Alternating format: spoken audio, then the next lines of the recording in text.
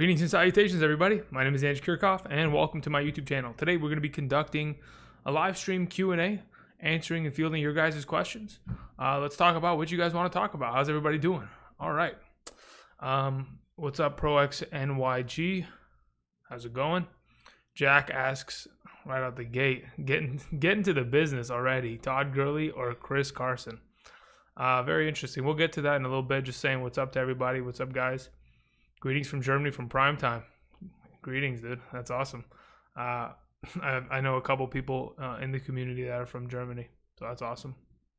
Frank says, what's up from Dallas, Texas? Or Texas, excuse me. Nice. I mean, I'm over here in sunny California. It's hot outside, and to be honest, the lights that are beaming down on me right now are making this room extremely uncomfortable. There's Davo down there. Jesus. Okay, you're gonna get banned for that one. Anyway, so all right, let's start ripping off some questions. Actually, you know what? Before we do, just want to remind everybody, if you haven't yet already, I don't know if you guys have gone over to the channel. There's a lot of new videos up. I posted about 2 times a day for the past week, except for this past weekend because I was preparing for the launch of the Patreon and the 2020 Fantasy Draft Guide. If you go down in the description of the video, you can go ahead and find the links to find where you can get that at. Otherwise, go back to the channel and watch the Patreon / Draft Guide instructional video, kind of giving you guys the breakdown of everything that is in there. I'm going to mention that multiple times today during the live stream, so forgive me, but either way. All right, let's talk about what you guys have in mind. All right, so Jack's asking Todd Gurley or Chris Carson. At this moment in time, it's Chris Carson, hands down, not even close. Will Taylor says,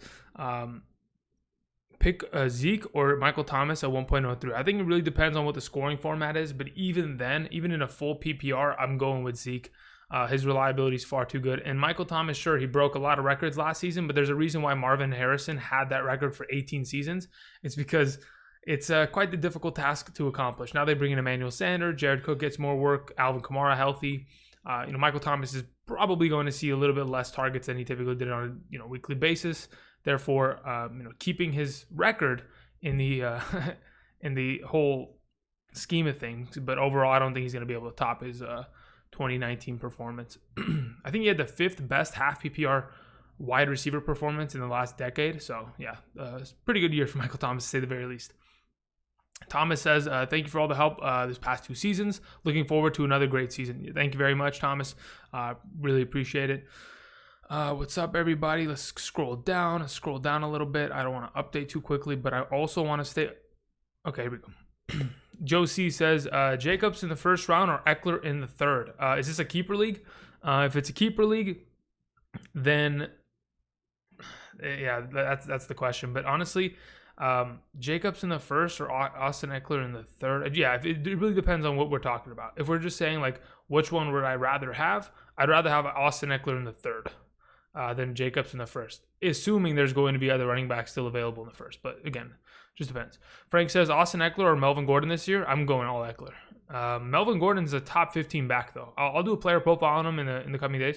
He's a very good running back. Even with how bad the offensive line was for the Chargers last season, he still came in after the 4-week sit out that he had, the holdout, quote unquote, and he feasted. He had a lot of double-digit fantasy performances, and then he's going to walk into the Broncos' backfield behind an even better offensive line and run the ball down defenders' throats. So he should be good to go this year. Zev says, I love the Falcons' fantasy upside this year. So high on Gurley, Hurst, and Ridley at their ADP. Yeah, look, the thing is, with that offense, if in fact Matt Ryan plays to the level we expect him to, I mean, last season, if he had played a full 16-game season and not missed that 1 week, or 1.5 weeks technically, because he got hurt a little bit in the back end of a game. If he had played a full season, he would have been like the number 8 overall quarterback. If he can go ahead and improve that and maybe put up a couple more touchdowns here and there, spread the ball out to the running back a little bit more, we could really see a beautiful offense down in the NFC South, which again is always shootouts. E-Rock says, sup dude, how you feeling about Chris Godwin this year? Chris Godwin is one of my favorite wide receivers. Last season, 14 games played. It was Mike Evans that only had 13 games played. 14 games played. If he had played a full 16-game season would have had over, what was it, like 85 receptions, 1,300 plus receiving yards, probably double-digit touchdowns. I mean, the way I see it, you bring in Tom Brady into the offense, which is a far more efficient quarterback in terms of at least not turning over the ball.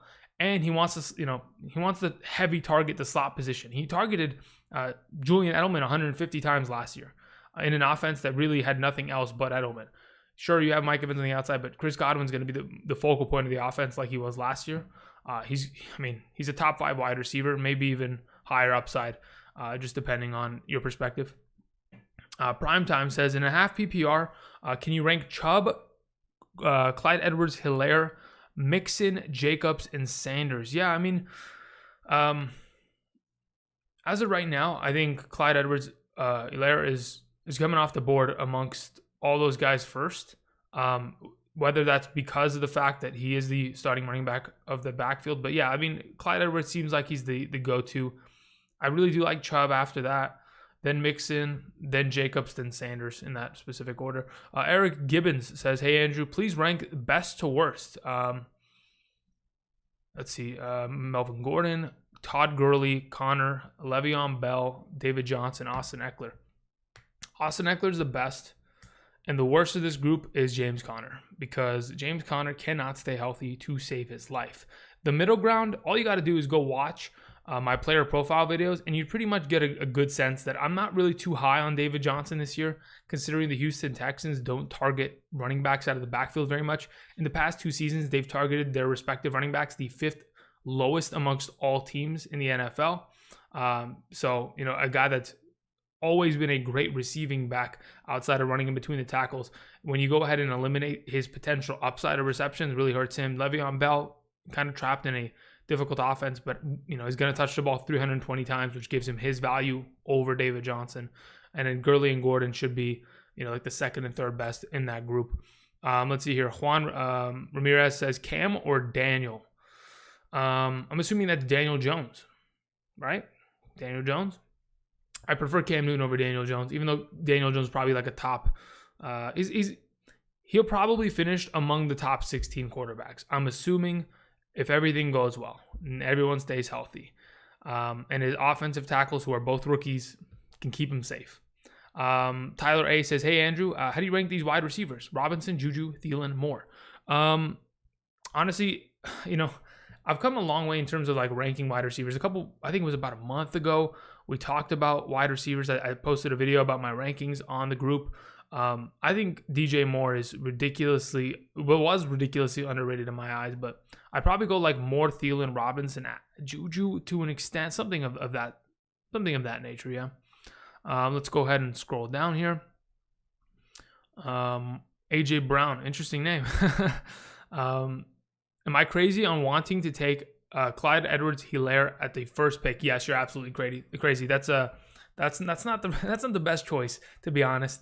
Christian McCaffrey should be coming off the board number 1. I mean, we're talking about Christian McCaffrey, who in an offense last year who didn't have a quarterback for 16 straight weeks, was able to produce on a consistent basis, to say the very least. It's pretty ridiculous. And on top of it, they get the improvement at the quarterback position. They get a couple extra pieces here and there. He's going to continue to be a monster.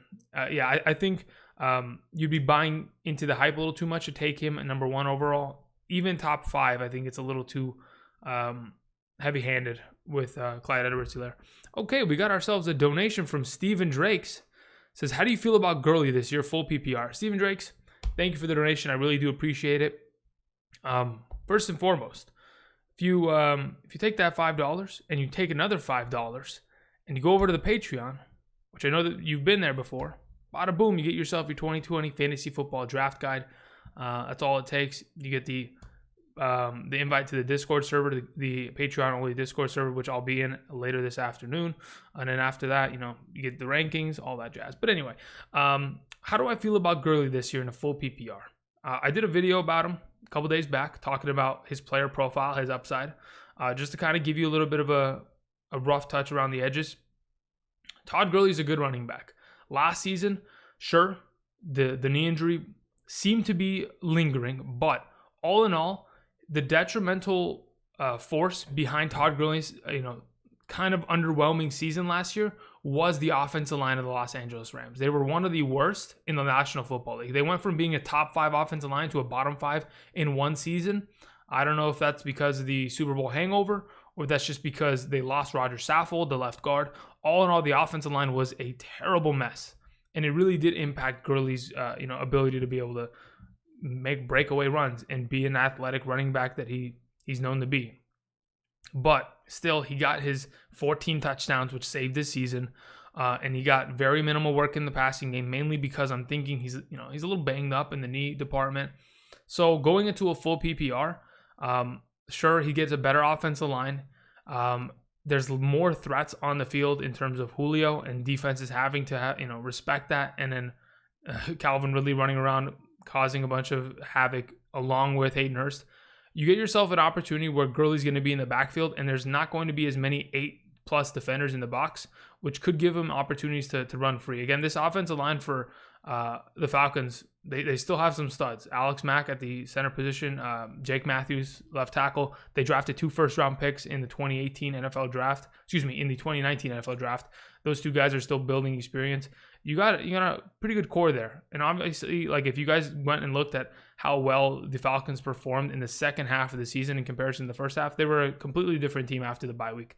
So I'm thinking Gurley could be a potential RB2 with upside.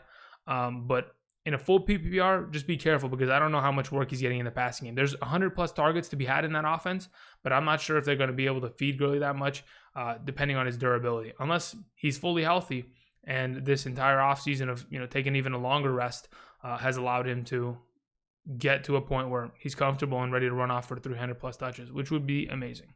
Moving on, let's see here. Thank you for the donation again. Okay, so I kind of got left behind in the dust there because I had to address that, but we're going to rip through a couple questions here. Again, we're just going to be answering questions. You guys have anything, please just let me know what your scoring format is. If you I know someone earlier asked a question about Jacobs in the first or Austin Eckler in the third. Let me know, is it a keeper format or is it a redraft format? So that it just succinctly allows me to answer it, get it to you right away, and then we could just keep going. Don't have to slow down. All right, moving on. Let's see here. My league changed to a super flex. Any advice when drafting? Yeah, go watch my super flex draft video. As of right now, I would say that you want to probably draft a quarterback within the first 3 rounds. Obviously, depending on where you pick, it's going to make a huge difference. Whether you're the first pick or the 12th pick, there's a pretty big disparity on what your strategy has to be. So if you go watch my video, you kind of get a better understanding of what kind of approaches that you can potentially put forward. Frank says, I thought you repped LA Rams. What's up with the Ravens tee? Okay, I'm going to be honest. This t-shirt was $8. Literally $8. And it says, the North is not enough, as if they're going to be able to go and win a Super Bowl this year or something. I'm not going to pass up on an $8 t-shirt. You got to be kidding me, right?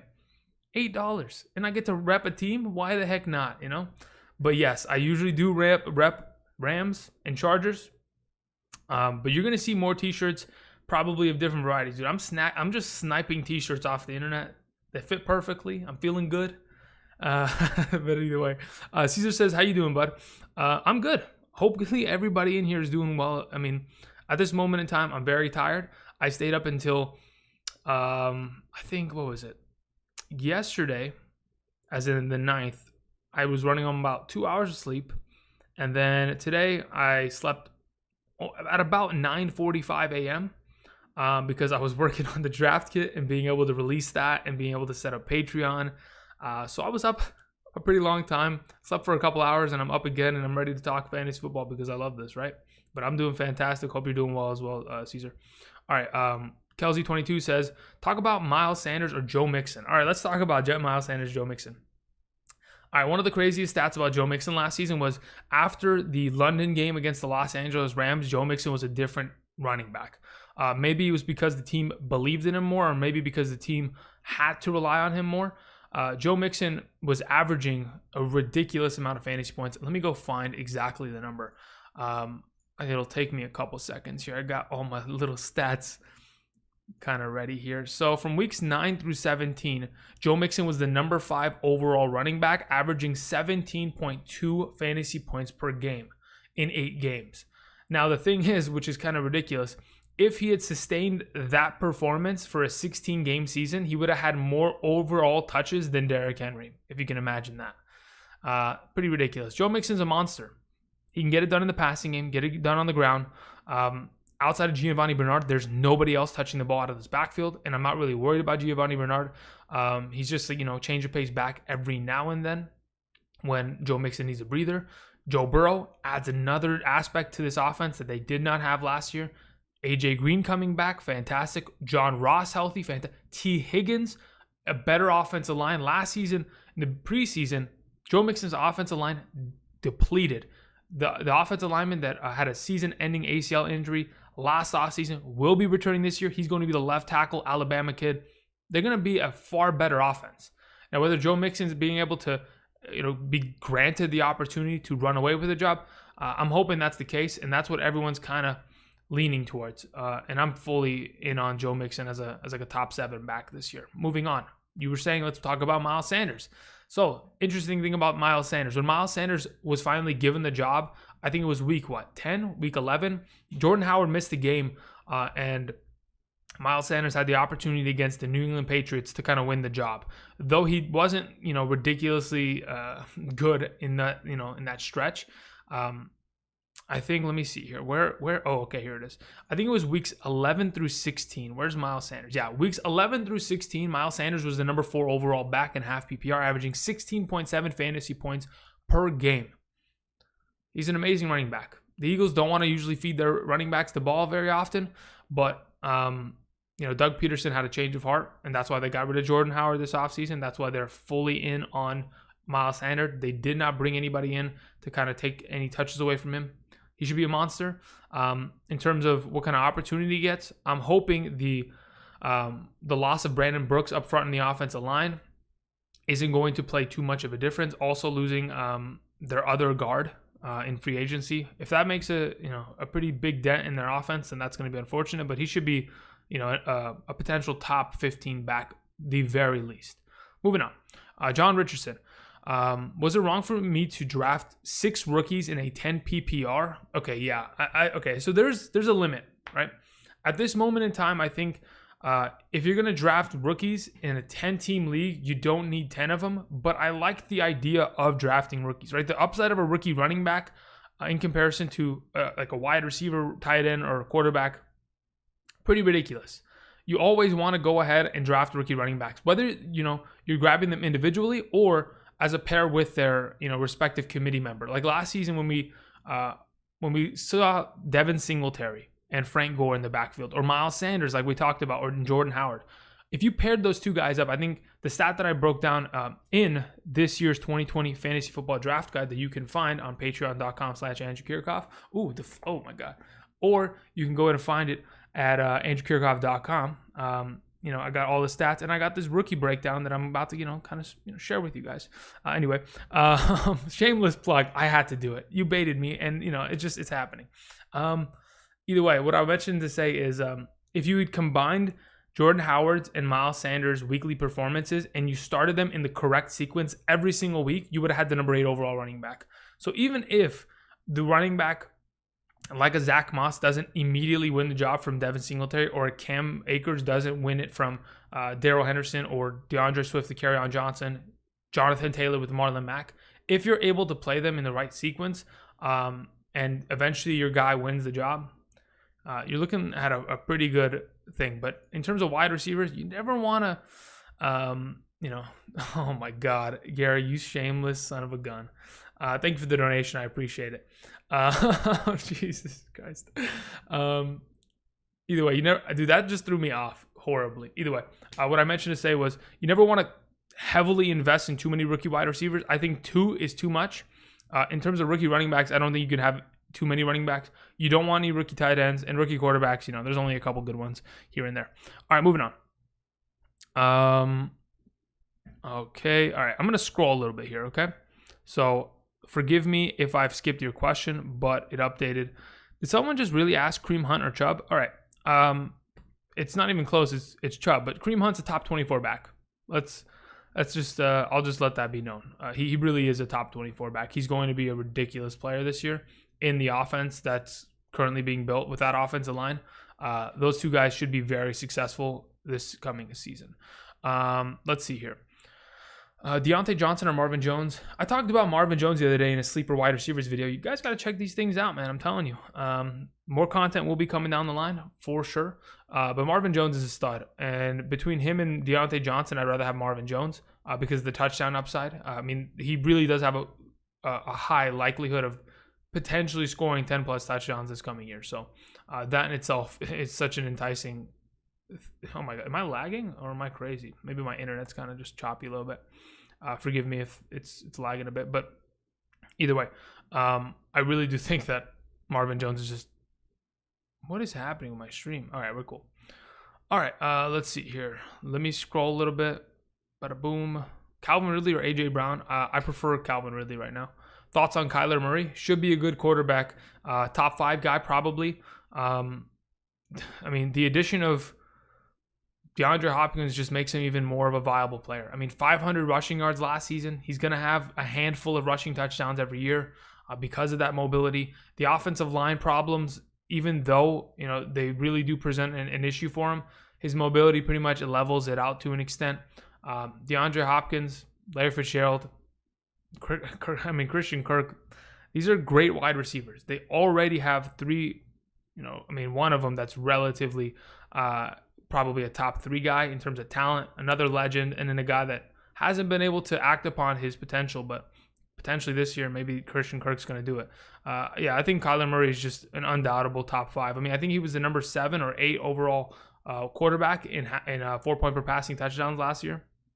So if you go ahead and you turn that 20 overall passing touchdown number to a 26, 27, 28, he's just going to be he's going to be a great player. Let's see here. Hayden Hurst or Jonnu Smith? I'm not really too high on Jonnu Smith this year. I'd prefer Hayden Hurst first and foremost. In terms of total targets at the tight end position, I think the Atlanta Falcons were, in the top 5 of the position. They targeted tight end a lot last season, even when Austin Hooper went down. I think Hayden Hurst comes in and just fills in on a job that's just meant for success. Moving on, let's see here. Joe says Jacobs or Chubb in the first round. Depends what scoring format. Again, I think if you're going to play in a half PPR, you could take either of them. But as soon as we get into the full PPR discussion, I think we're going to go with Nick Chubb there. Unless Josh Jacobs is somehow going to get, 30 to 40 extra receptions this year that he didn't get last year. He only had about 26 targets last year, I think, for like 20 receptions. If that number doesn't increase drastically, he just begins to diminish his overall value in a full PPR sense. Let's see here. Who has a better season, Juju or OBJ? I think Juju does. Let's see here. What's the best draft position in a 12-team league? I guess it just depends on perspective. Honestly, I really do think if you take number 1, you're at a ridiculous advantage because of how good my boy Christian McCaffrey was last season. Is Lamar Miller worth a pickup on the waiver in a PPR dynasty? No. Lamar Miller is an insurance policy. So what I mean by that is because Sony Michel just had a offseason surgery, he's going to be a little slow to come back perhaps. I think he's still on the PUP list, or maybe they took him off. Physically unable to perform. He's going to be, he'll get back slowly into training camp, but again, he's still going to be the starter. Lamar Miller's coming off a torn ACL. So he himself is probably not in the best shape to just, show up and take 250 carries. So I think this backfield's all about a committee system, right? They always want to just feed a rotation of guys. They're just bringing in another guy to make it a lot more confusing for us. Either way, the head of the household there and the guy that you want is James White, nobody else. So I don't really think Lamar Miller is really worth a pickup in a dynasty format. Your real name is AJ Brown. It's hilarious, dude. You gotta have him on your team then, maybe. Eric Gibbons says thoughts on your preferred late tight ends. Do you like Evan Ingram, or would you rather have or grab and settle on a Gronk late? To be honest, Evan Ingram's kind of sketchy. I don't even think he's a late tight end grab. I think late tight end grabs are like TJ Hawkinson's and Noah Fant's and Mike Gesicki's and Gronkowski's. Rather, Evan Ingram, when I typically draft, comes off the board fairly early, maybe like the 6th tight end overall. And the reason why is because he is worth it. I mean, if he stays healthy for a full season, he's going to be a top 4, tight end potentially. But he's always got the injury history, which kind of diminishes his value. But whether it's between Evan Ingram or one of those late guys, I'd probably rather go for, unless I'm going to go for a top 4 tight end, I'm going to wait. I don't really want the mid-range guys, the mid-range talent, especially one that has a lot of injury history, like an Evan Ingram. I'd rather just wait for a TJ Hawkinson and Noah Fant and pair them both together and get the best of both worlds there. Would you rather have Swift or Hunt in your half PPR team as your bench running back? That's a really good question. If you own Kerryon Johnson, then yeah, I don't mind having Swift over Hunt. Outside of that, I don't really want. Unless I have both of the Lions running backs, I don't want it. So I'd rather have Hunt if I don't have both the Lions running back, because Hunt is ridiculous. I mean, I think when he came back last season, in the 8 games that he played? 6 games? I think it was 8 games. He was averaging like 11, 12 fantasy points per game. I mean, he was a perfect flex. And he's going to get all the passing work out of that backfield and continue to be behind one of the better offensive lines in the National Football League. So he should be good to go. Vulturing some touches here and there from Nick Chubb. So yeah, unless I have Kerryon Johnson and Swift, I don't want him. I'd rather have Hunt. Let's see here. All right, we're going to scroll a little bit, ladies and gentlemen. Here we go. Okay, here we go. I drafted David Montgomery last season. Seemed like a good idea at the time. Yeah, it was kind of interesting because everything in the preseason kind of pointed us in the direction that David Montgomery was going to be the automatic starter. They drafted him in the 3rd round for a reason. And then all of a sudden in week 1, Mike Davis is taking these starting snaps. Tariq Cohen is catching the ball 10 times out of the backfield. And David Montgomery is getting very minimal work. But there is a stat line that I want to go ahead and mention, which kind of gives David Montgomery a little bit of a sneaky value that a lot of people don't really expect. And I got to go find it. I think it's somewhere here.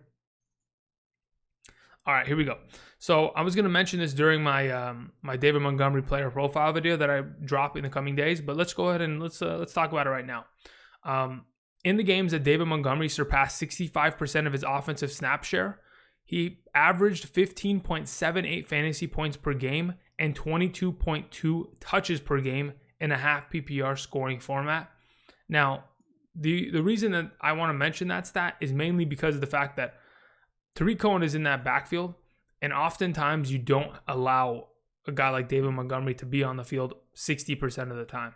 But when he was allowed and they fully were feeding him the ball 22 times a game, he was a fantastic running back. That's the problem with the Chicago Bears. Do they know their identity? Do they know what they want to accomplish this coming season? If is it Matt Nagy? I think it's Matt Nagy. If he wants to, kind of figure this out, whether it's the quarterback competition, at the end of the day, they need to establish an identity. Whether you're going to be a heavy passing offense or a heavy running offense or a little bit of both, figure it out and please feed the players that we pick up. Whether it's Allen Robinson or David Montgomery, just feed one of them, maybe both. Please and thank you. Let's see here. Need a tight end, have Matt Ryan. Trades for Wentz. Okay. Let's see here. You have Matt Ryan. You're thinking about trading Wentz for Noah Fant. Is that a decent trade? In a redraft league, I don't mind it. I mean, I don't really think you need the second quarterback in the redraft league. Honestly, in a redraft league, if I have a top 12 quarterback like a Matt Ryan kind of guy, I'm typically not going to roster a second quarterback until it's almost my bye week because I'd rather hold that extra roster spot for an upside rookie or handcuff. Zachary Walker says, also picked up Cam Newton off the waivers in a 1 QB league. Holy moly. Okay, it's very interesting. I mean, it's best case scenario right there. Do you like Connor this year? Look, I mean, Connor's a stud back. When we go back and look at what he was able to do in 2018, the guy was putting up 15 fantasy points a game minimum. And he was getting touches and everything was looking great for him. His injury history is the problem. Hopefully with Ben Roethlisberger back in the lineup, we can get to see more of that 2018 James Conner. But if he gets injured once again, there are even more competitive running backs in this backfield. They just got Anthony McFarland Jr. this past NFL draft. They still have Jalen Samuels and Benny Snell Jr. that are guys that could easily take his job if, in fact, he's out. The thing is, and the thing that I'm surprised about, James Conner, this coming season is going into what? It's his fourth season. This is his contract year. James Conner, for many of you who don't remember, he's a cancer survivor. He's one hell of a story, to say the very least. He's an inspiration. He's only playing this season because it's his contract year, and he can't opt out, because if he opts out, the chances of him, getting a big contract after year 4 is very unlikely. And especially with the culture of the NFL right now, they'd more likely draft an Anthony McFarland and run him for the next coming years than pay James Conner. So it's sad that that's the situation that he's in, but hopefully he balls out. Am I high on him? Not really. I think he's like a low-end RB2. But if he can go ahead and the Steelers' offense is far better than we expect, then could see some upside there. Do you really feel Henry Ruggs can be a bona fide wide receiver 1? I don't think I've ever said that in my entire life. I think Henry Ruggs is a wide receiver 4. That means he's from the 37 through 48 range. That's pretty much where I hold him. Unless somehow, some way, something changes, Henry Ruggs going into this coming season is a far lesser wide receiver than a wide receiver 1. There's no way. Frank says, I usually end up with Tyler Lockett each year. But what do you think of DK Metcalf this year? I think it might be a breakout for him. I agree with you. I think DK Metcalf has a very good potential upside this year. If I was to draft both of them, okay, because this is kind of like what you were inferring, right? Do I go with a Tyler Lockett, or at that same ADP, do I take the risk on DK Metcalf? Tyler Lockett in the past 2 seasons has been a top 18, top 16 wide receiver in half PPR scoring format, 8+ touchdowns each of the last 2 years. That's what you love to see. But DK Metcalf can be a sneaky, ridiculous upside play this year, mainly because of his touchdowns. He's a big body target, runs a 4.3. Down the field, I think he had the most end zone targets of all wide receivers last season. They're trying to feed him the ball as much as possible. He's going to have the extra year of experience. It's going to lead to more of a rapport with Russell Wilson, like we saw in the Eagles game in the playoffs. He could definitely change the game by himself and be a playmaker that nobody could stop. And it's just a matter of time until he gets there. Now, is this year the year? We'll just have to wait and see. But as of right now, I'd probably opt for the safe Lockett pick, because Lockett is probably still going to have the most targets amongst the both of them. And because of Lockett's touchdown upside, I kind of lean that way because I don't really have to worry about if it was a huge differential. If Lockett was catching 2 touchdowns a year, he wouldn't even be in the conversation, and we'd go to DK Metcalf. But yeah, if it was a closer, like if Lockett was scoring maybe like 5 a year, then I'd consider it, because I do think DK Metcalf could easily get 8+ touchdowns, maybe 10 touchdowns this year, because Russell Wilson, I think 4 out of the last 5 years has thrown over 30 touchdowns. Yeah, I think that's what it is. 4 out of 5. Let's look this up. I'm actually curious. I don't want to spew something that I'm not 100% certain on. I'm fairly certain of it. Russell Wilson, 31, 35, 34, 21, 34. Yeah, 4 out of the last 5 seasons, he's thrown 31+ touchdowns. At least 8 of them have got to go in one direction, and the other 8 are going to go in the other direction. And that's only accounting for half of his passing touchdowns. 8 to Lockett, 8 to Metcalf. Both should be studs. Moving on. Let's go ahead and let's move down here a little bit. Mixon or Eckler? Yeah, I'd rather have Mixon.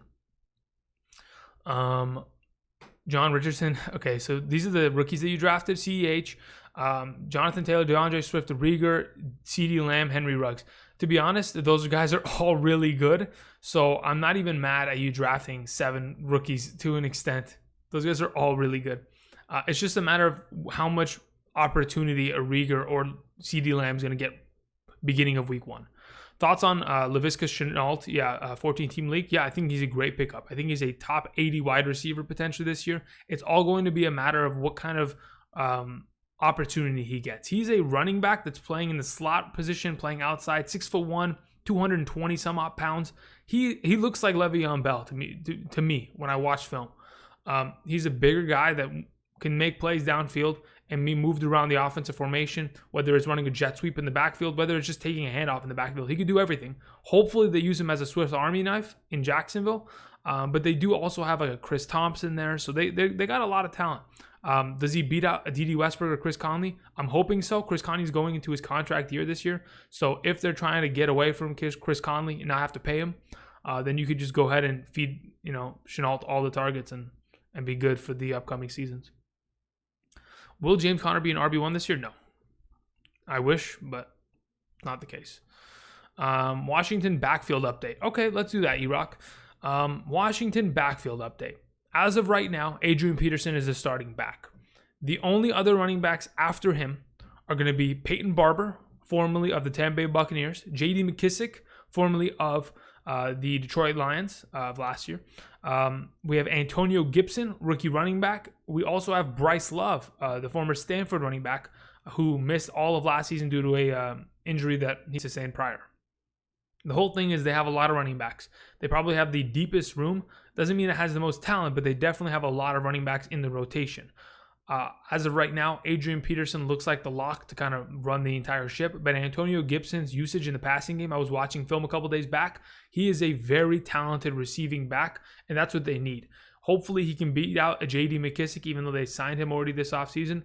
But I think Antonio Gibson probably got the biggest upside there in terms of the sleeper rookie running back that comes in and gets some work. Hopefully he can get RB2 touches and kind of split carries with Adrian Peterson, who might be slowing down. But to be honest, Adrian Peterson is never slowing down.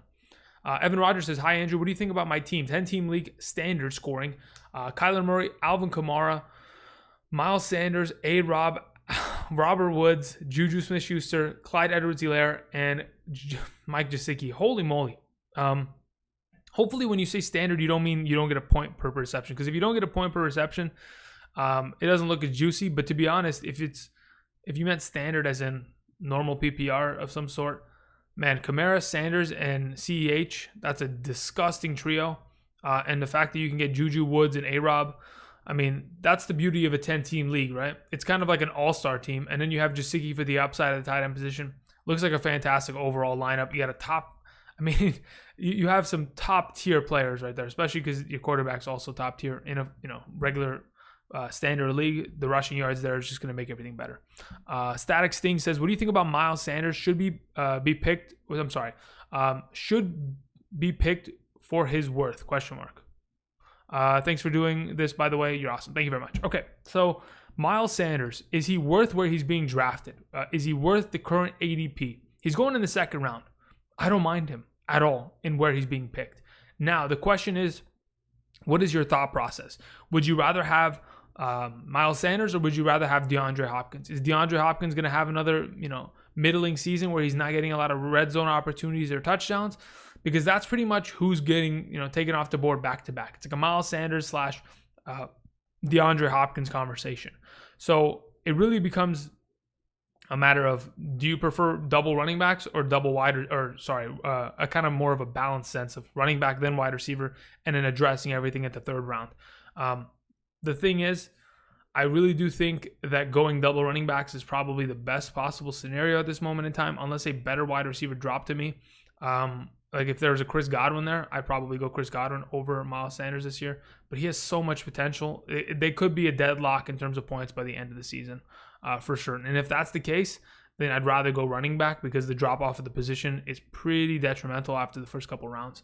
Let's see here. DJ Moore, easily a wide receiver one. I agree, Sam Dunn.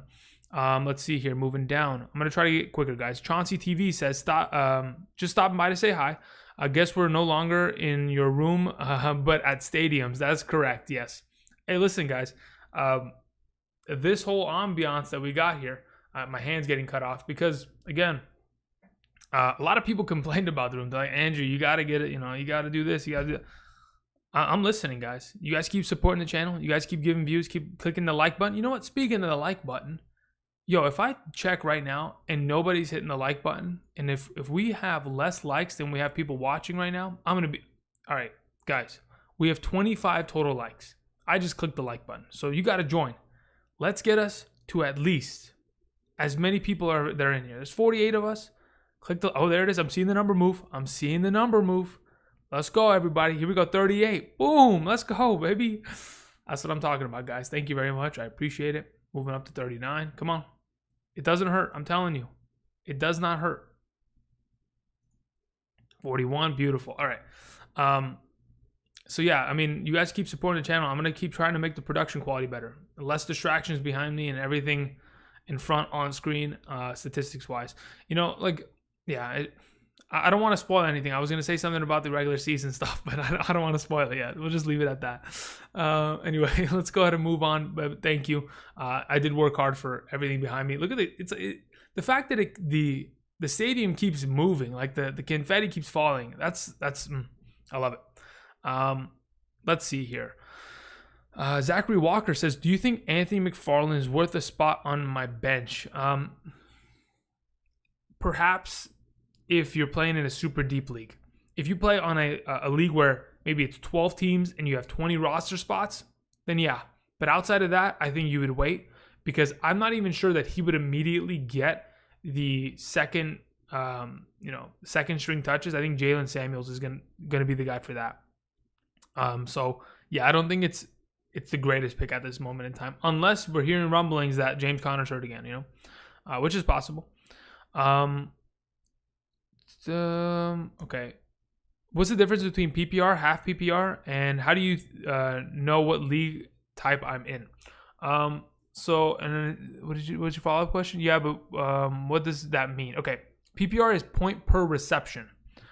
So every time a player, whether it's a running back, wide receiver, or tight end, catches a ball, they get a singular point for that reception. Now, there is a half point per reception, which is half PPR, which you get 0.5 points per reception.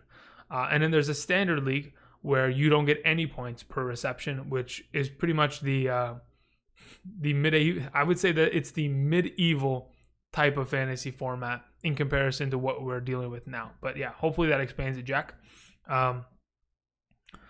Let's see here. Kevin Brown says, with Lamar Miller signing with the Patriots, should I drop Damian Harris? Okay, that's not a bad point. He's on my bench, drafted him in the last round.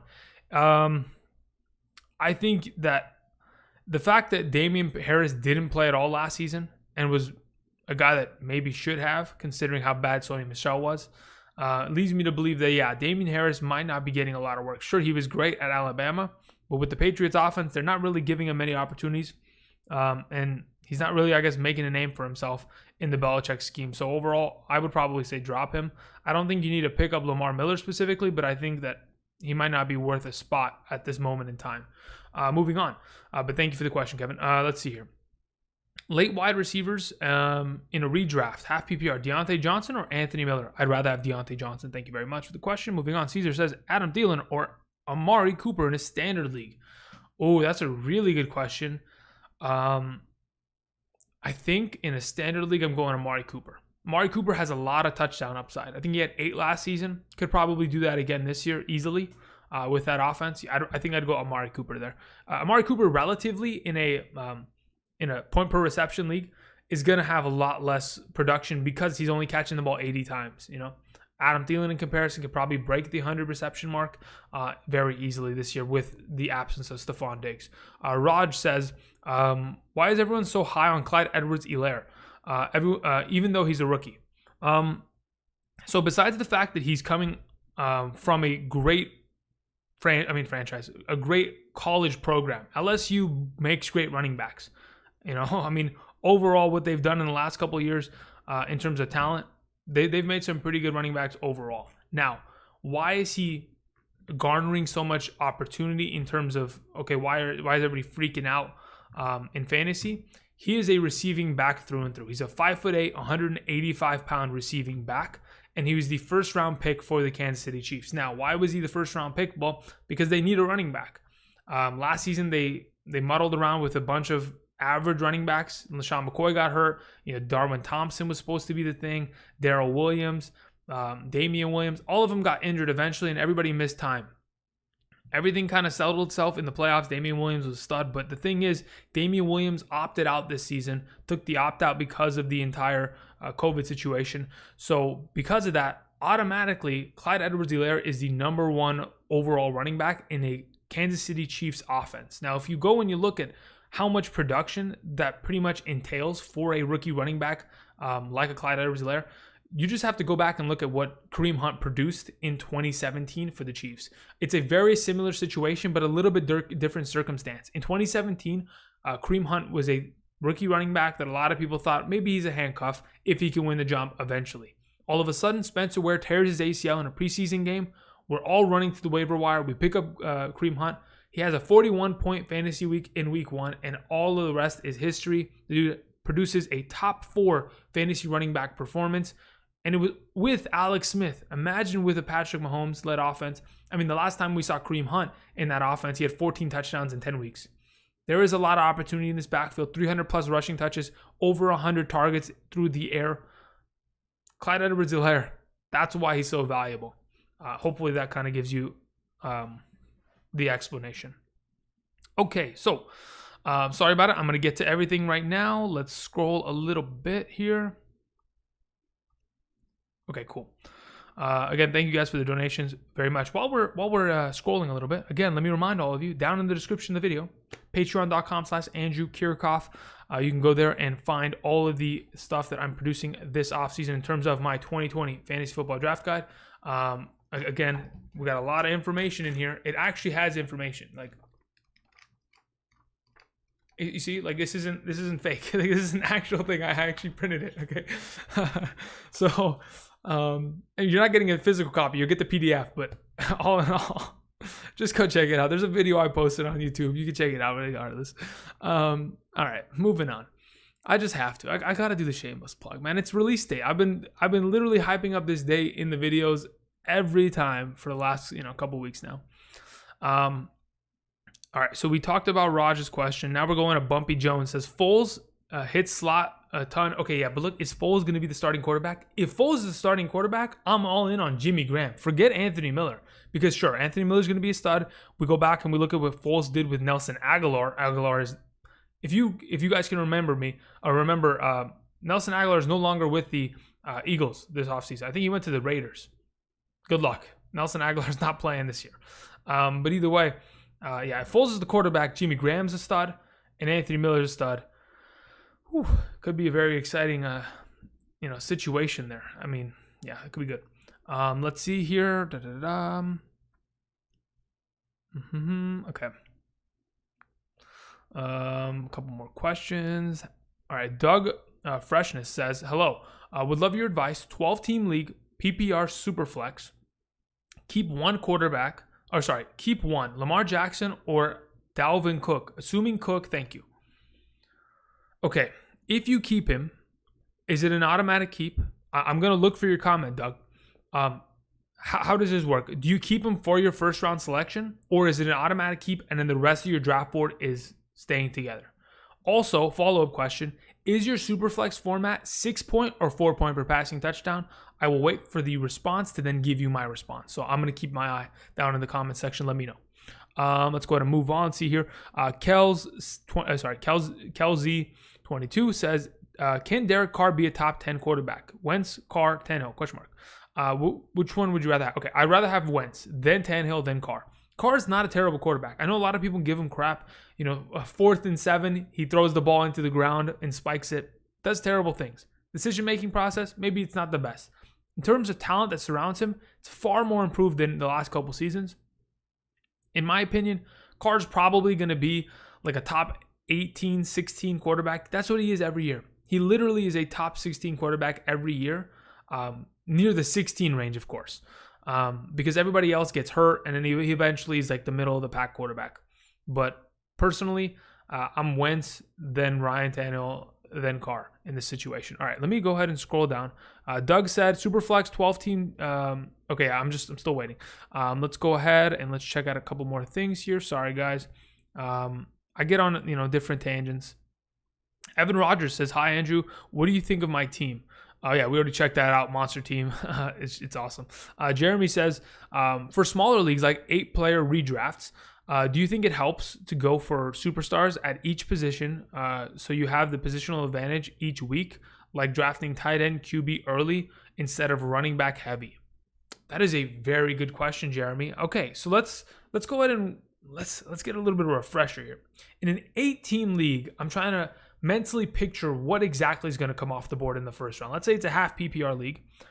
You can go ahead and theoretically, in the first 3 rounds, select 3 monster running backs and or a combination of running back, wide receiver, tight end, anything of that nature. I honestly think that if you draft like you normally would and not really care about the total format in terms of teams, you're good to go. Because sure, drafting an early quarterback like a Lamar Jackson and or a Patrick Mahomes, it definitely gives you the advantage at the specific position.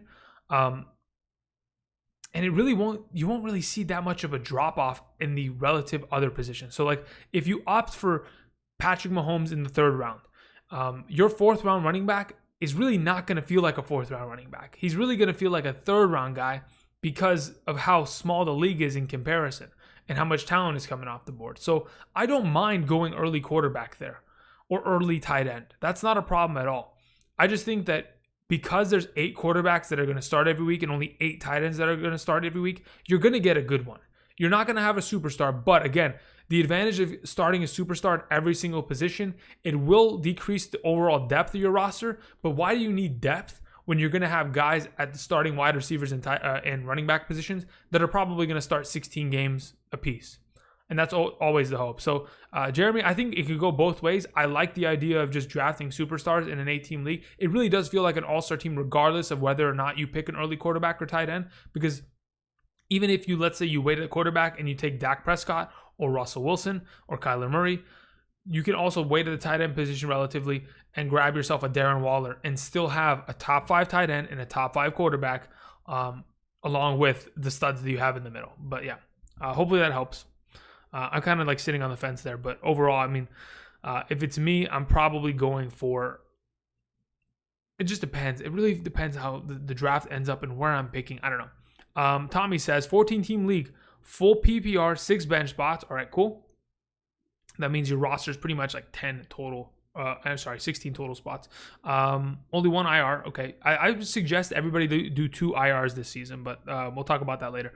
How many tight ends or quarterbacks would you draft and hold? Okay, it depends. And that's a really good question, Tommy, and I'm glad you brought that up. All right. So if you're playing a 14-team league, I would suggest you draft 2 quarterbacks. And I would suggest you draft 2 tight ends. Now, let me tell you why. Each team is going to need two quarterbacks, 2 tight ends throughout the season, mainly because of the fact that as soon as a bye hits, you're going to have to replace that player. Now, if you do not address drafting that position in your draft and you're going to wait and say, hey, you know what? I'm just going to wait and I'll pick up a waiver wire guys. The remaining waiver wire quarterbacks and or tight ends that are going to be left are not going to be guys that you could pick up and play on a 1-week situation. Because likely you're going to have guys that are the worst quarterbacks in the National Football League sitting there at the end of the bench. Now, maybe it perfectly lines up where their schedule has the easiest game of their year while your guy has the bye week. I don't think that's the case. But because it's a 14-team league and each team is typically going to draft 2 quarterbacks, the top 28 quarterbacks are gone. You only have 4 quarterbacks left. Really don't want to have to deal with the extra 4 quarterbacks BSing you on that specific week and potentially losing you that game. Also, if something happens in terms of an injury to your starting quarterback, you also want to have the backup talent there. If it wasn't such a deep league, I would if it was a 10-team league or like Jeremy asked about an 8-team league, you don't need to even draft more than 1 quarterback because everybody on the waiver wire is going to be so talented. But because of how deep the league is, you need to draft 2 quarterbacks. You need to draft 2 tight ends. And that's my suggestion, Tommy.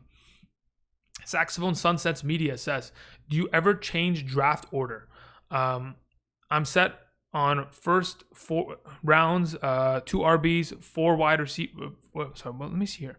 You're saying I'm set on first 4 rounds RB, second 4 rounds wide receiver, then tight end, QB, etc. Okay, so are you asking, do I ever change my strategy mid-draft? Because I'm so confused what you're saying. So you're going to go, your first 4 rounds are going to be all running backs, then the next 4 rounds, so rounds 5, 6, 7, and 8 are all going to be wide receivers, and then you're going to go tight end and quarterback. If that's your case, hey, to each their own, but I would definitely try to stay away from one of those. Because again, going 4 RBs back to back is great, but you can't start 4 RBs. That's the problem.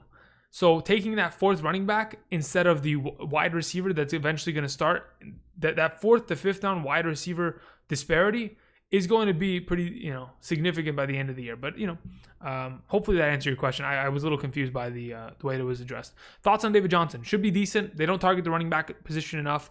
Full PPR, detrimental. Half PPR should be fine. He gets 250 touches from Carlos Hyde. Should be a 1,000-yard rushing receiver or running back. The receiving game is going to be a little bit tight there with Duke Johnson. Top 17, 18 running back, maybe? It just depends. Best case scenario, he feasts, but I don't know. Let's see here. Kelsey22 says sick backdrop. Thank you very much. Doug, I'm still waiting on your response. Maybe it didn't come through. Yeah, it didn't come through yet. Okay. Let's go ahead and scroll down. Answer a couple more questions here. Cue the Halo music. Okay. Ryan says, Mostert or Akers in a best ball league?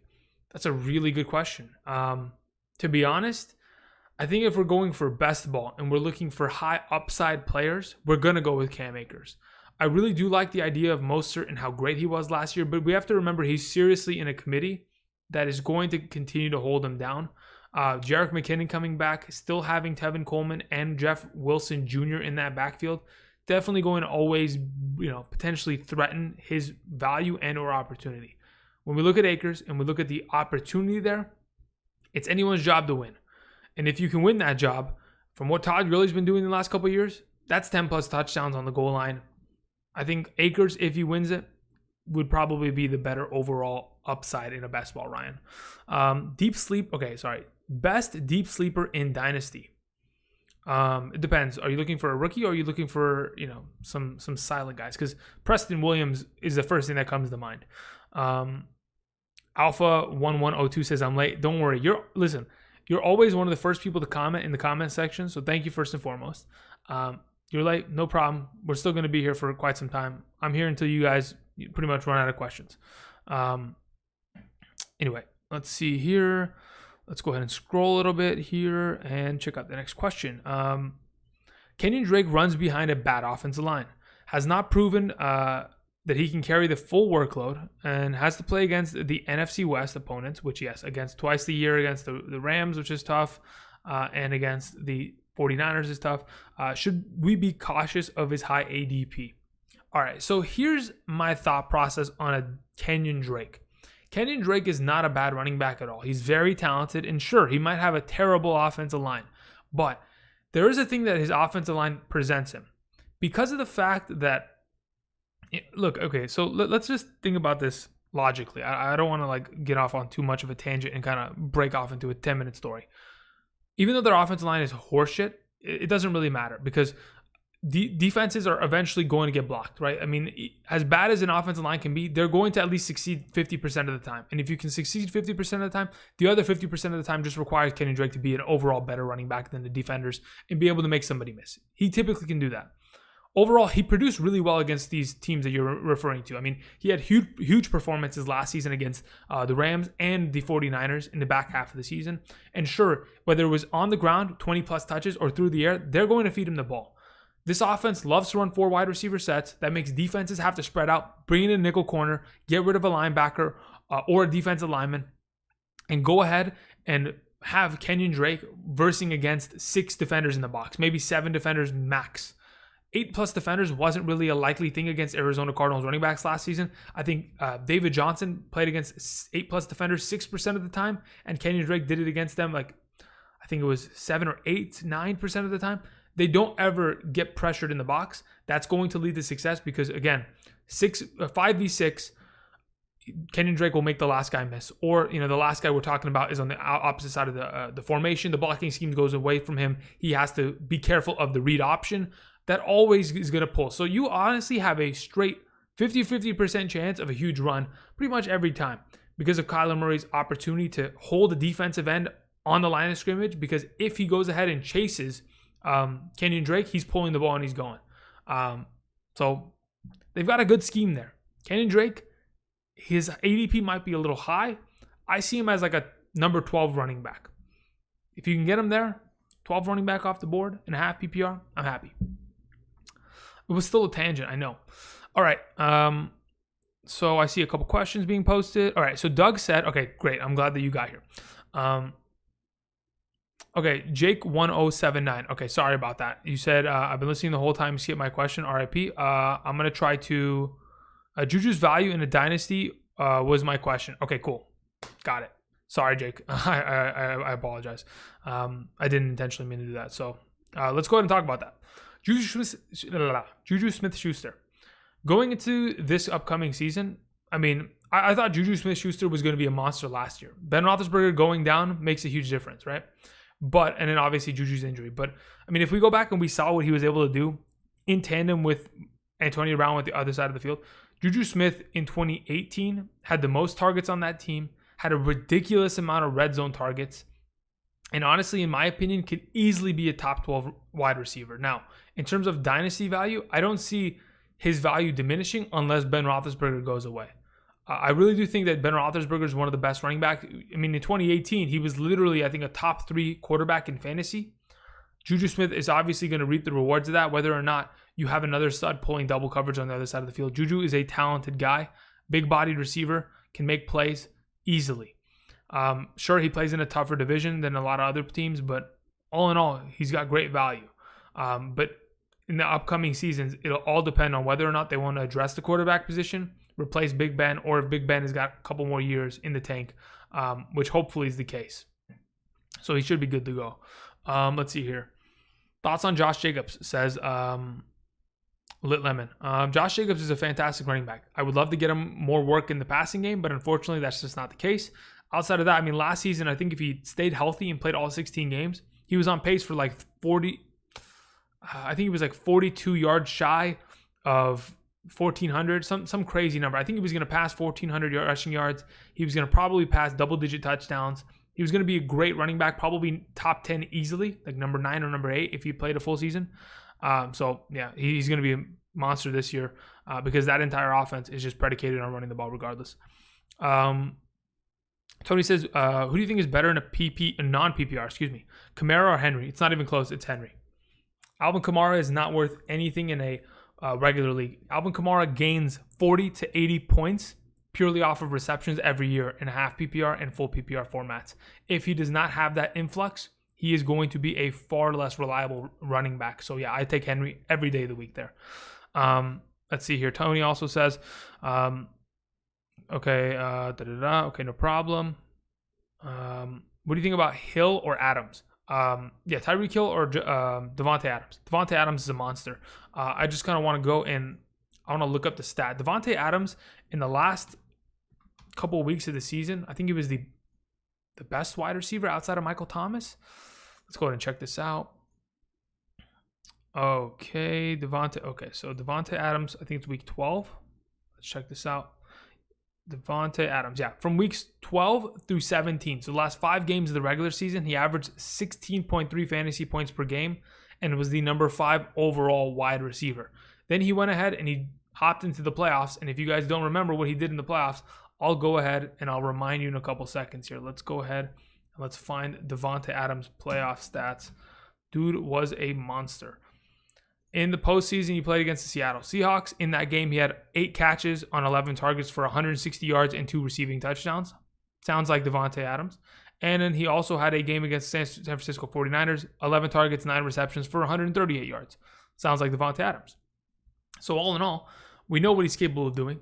He just wasn't healthy last year, and that's why he didn't produce that.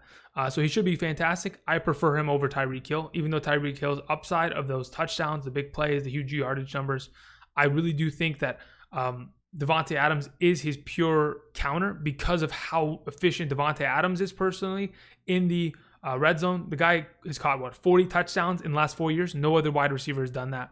He caught 10 plus in 2016, 17, and 18.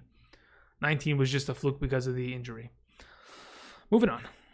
Hopefully that helps you guys out. Let's see here. I'm scrolling a little bit. I don't want to skip anybody.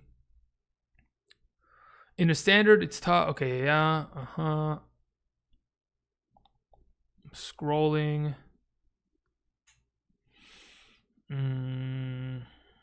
Okay, I'm just like reading a conversation between two guys. No problem. Okay, Jeremy was saying, do you think we should be a little bit careful when drafting Godwin, considering that Bruce Arians has said that he wants to run 12 personnel in the base, making Godwin much less of a slot receiver? Okay, so they want to run more 12 personnel. Okay, so let's go look at what they were able to do last season. I'm just kind of curious. It's more of a curiosity thing. 12 personnel doesn't really immediately hurt them. Okay, so let's see. Last season, the Tampa Bay Buccaneers ran 12 personnel 23% of their offensive snaps. How many times did they pass the ball out of 12 personnel? Let's go ahead and find that. So they passed the ball out of 12 personnel 17% of the time. So the other 15% of the time, or sorry, not 15%.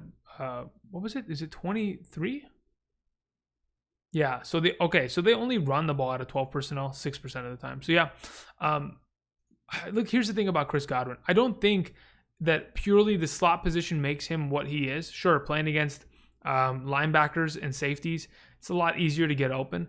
But, getting the 23% of their 12 personnel and increasing it to 30%, 35% doesn't really hurt him very much. The quarterback play is all in all going to be the big difference maker, in my opinion. And that's just why I love Chris Godwin this year, because if he's healthy, and he has Tom Brady, who's not going to turn over the ball, give their offense even more opportunities. I mean, they're not going to run the ball in Tampa Bay.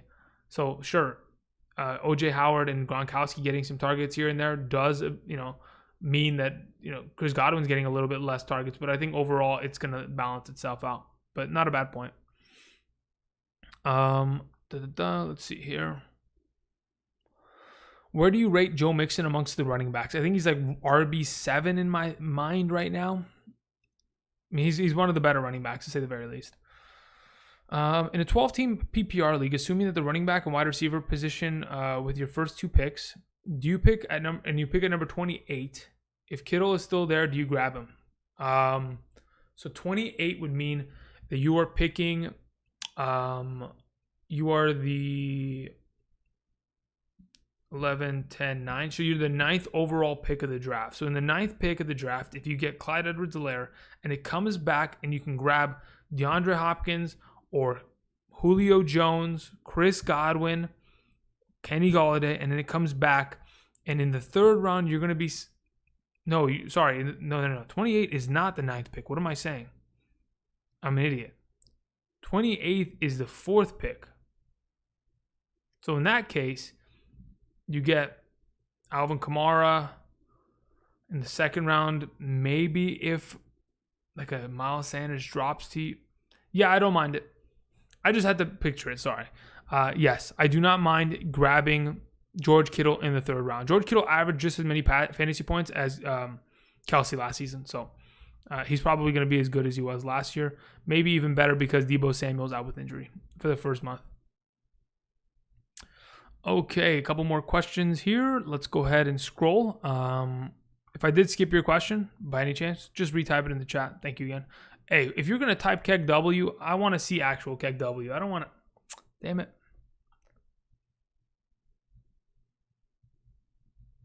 I took Clyde at number 4. Am I insane? No, you're not insane. I think that's fine.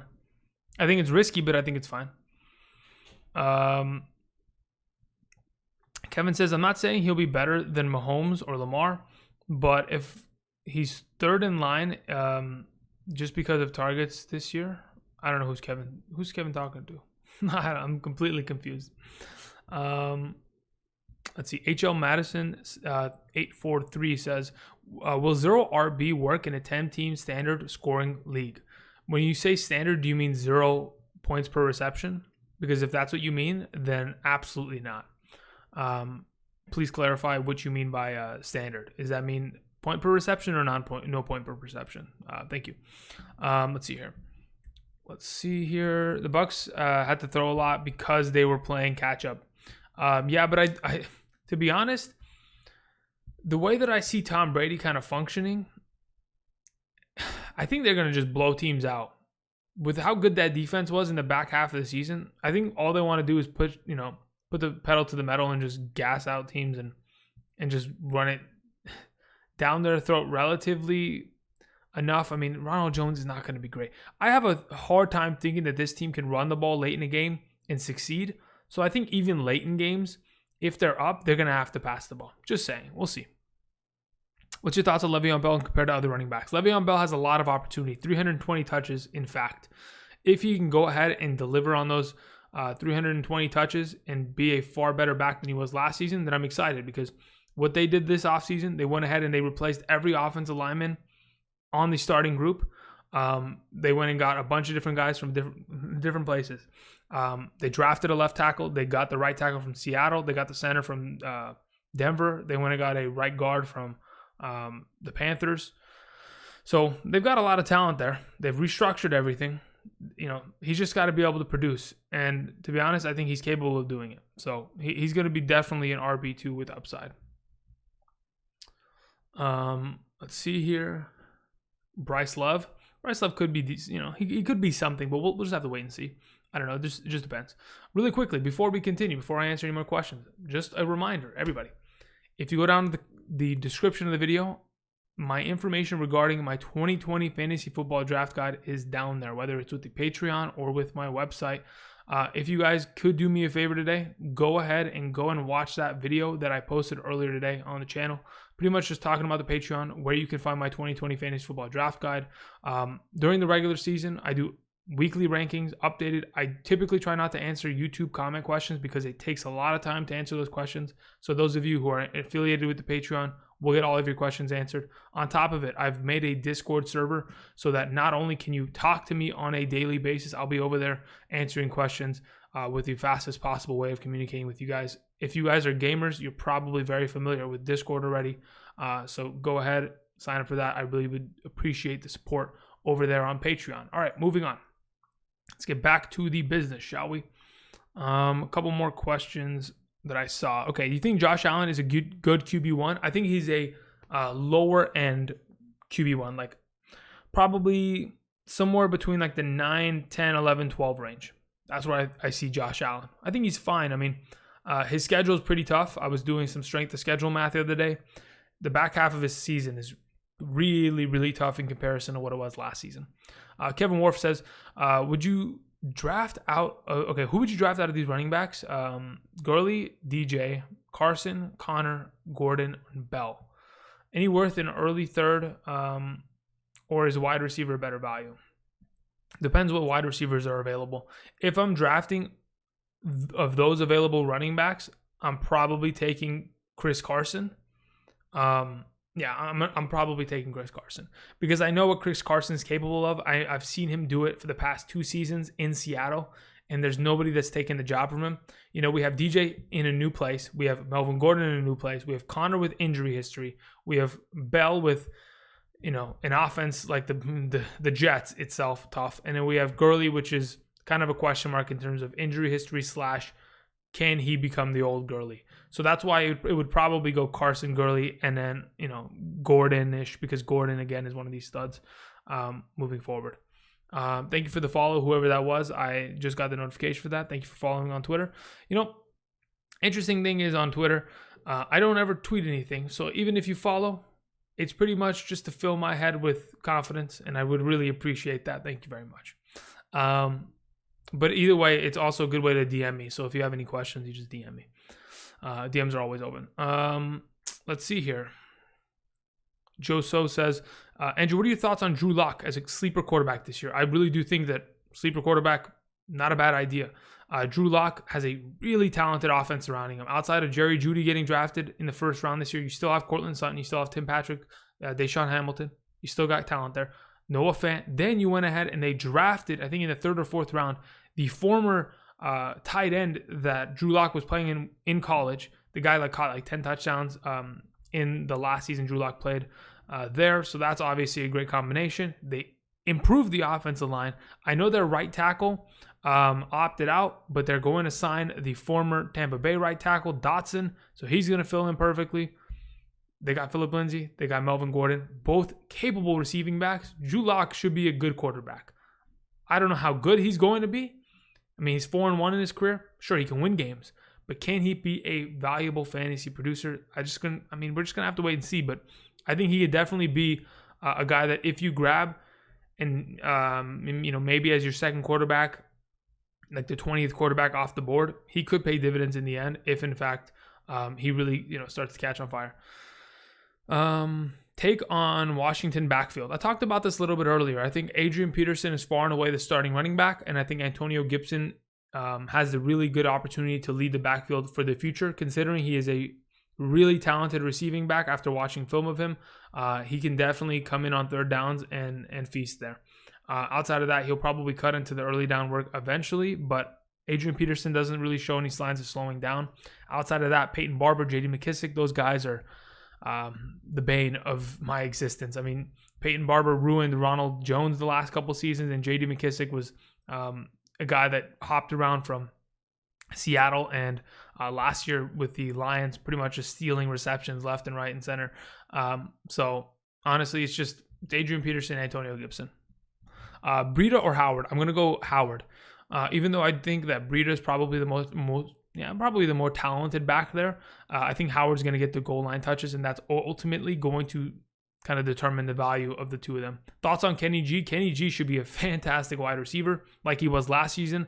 If you go ahead and you have a full season of Matthew Stafford in that offense, I mean, I don't think there's anything that could potentially stop Kenny G besides himself. I mean, when I looked at his stats last season from weeks 1 through 9, he was the number 10 overall tight end with 15.2 fantasy points per game in an 8-game stretch. You go ahead and double that. He's a 240, 250 point fantasy wide receiver, which easily makes him a top 5-6 guy at the position this coming season. Ronaldo Gonzalez says, what do you think about, do you think it is okay to pair up two unproven running backs like Drake and Sanders with your two first picks? Are they, okay, so they're relatively unproven, right? Unproven to an extent, right? Because I guess it's subjective as to what you believe is proving yourself. Is proving yourself producing over 200 fantasy points? Sure. Kenyon Drake has not done that. But Kenyon Drake has been a RB2 in the past. I mean, you go back to 2018 with the Miami Dolphins, despite even having the split carries with Frank Gore, Kenyon Drake was able to produce. But in the small sample size of work that we've seen, Kenyon Drake and Miles Sanders both produced last season, whether it's Drake as soon as he showed up to the Arizona Cardinals organization, or it's from Sanders from weeks 11 through 16. Both these guys have averaged a month stretch of football, or almost more than a month stretch of football, of producing 16 plus fantasy points per game in a half PPR setting. So in my opinion, they've proven that they have the capability. It's whether they can get the opportunity to act upon that potential. I think that, sure, Sanders is probably going to get less touches than a Kenyon Drake because, again, like I've mentioned before, the head coach, Doug Peterson, doesn't really like to hard funnel running backs. He hasn't, prior to last season, he hadn't given a running back over 200 touches in a season his entire tenure with the Eagles, mainly because the Eagles running backs kept getting hurt, but also because he just doesn't like to feed an RB1. This season, I think he's going to. I really don't mind running Drake and Sanders. I think they're both very viable guys. If you are looking like, your potential running back selections are Drake, Sanders, and Aaron Jones, and you're like, you know what? Aaron Jones has proven to me that he's, he can pan out and be perfectly fine. Even if he produced half as many touchdowns as he did last year, still would have been a top 10 running back. I'd rather have him than Sanders. I'm not going to complain at that at all because, again, he's proven himself. He has the opportunity. He's going to produce. And I think in comparison between the two, there isn't going to be that much of a difference. But yeah, hopefully that helps answer your question. Greetings and salutations to you, Drew. How soon do you reach for Lamar Jackson in your draft? Which round do you draft young Lamar in? Andrew Kiorkof 2020 Fantasy Football Draft Guide. Today's video is sponsored by the Draft Guide by myself. In this here draft guide, I talk about that subject at a very long, I talked about it for a good amount of pages. I break down everything in terms of Lamar Jackson, why he was so dominant last season, why teams couldn't stop him, where I expect him to produce this year, and when you should feel most comfortable drafting him this upcoming season. I kind of don't want to give you the answer now because it's in there and you can get it if you go to one of the links in the description of the video. Thank you very much. All right.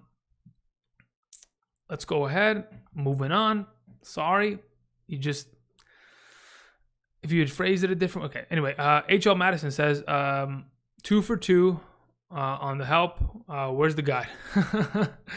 Okay, so let me explain this. Go to my channel. It's down there somewhere. Go to the channel and go watch the page. I think it's on like the front page of my channel. It's a Patreon and draft guide video. Go watch that before you go and you pay for anything, because I don't want you guys like going and paying for something that you don't know what's going to be inside of it. I mean, I don't have 10 minutes to explain it right now, but if you go watch that video, it really does explain everything that's going to be inside of it. So it'll give you a better idea. And whether you watch that video and you decide not to, that's perfectly fine. I just want you to understand what's going to be in it and what you can expect. So we're on the same page. Cool. Moving on. Jake L says PPR 12 team. Okay. At 12. So you're at the number 12 pick. Would you say, you said you don't mind Kittle. Would you prefer a second running back such as Carson, Gurley, Fournette, Bell, or Connor? Yeah, I don't mind Chris Carson being my second RB. I don't mind Leonard Fournette or Todd Gurley being my second RB. Le'Veon Bell, it depends. I mean, like if Le'Veon Bell is accompanied by a very good RB1 and Kittle and then a good wide receiver, I'm pretty happy there.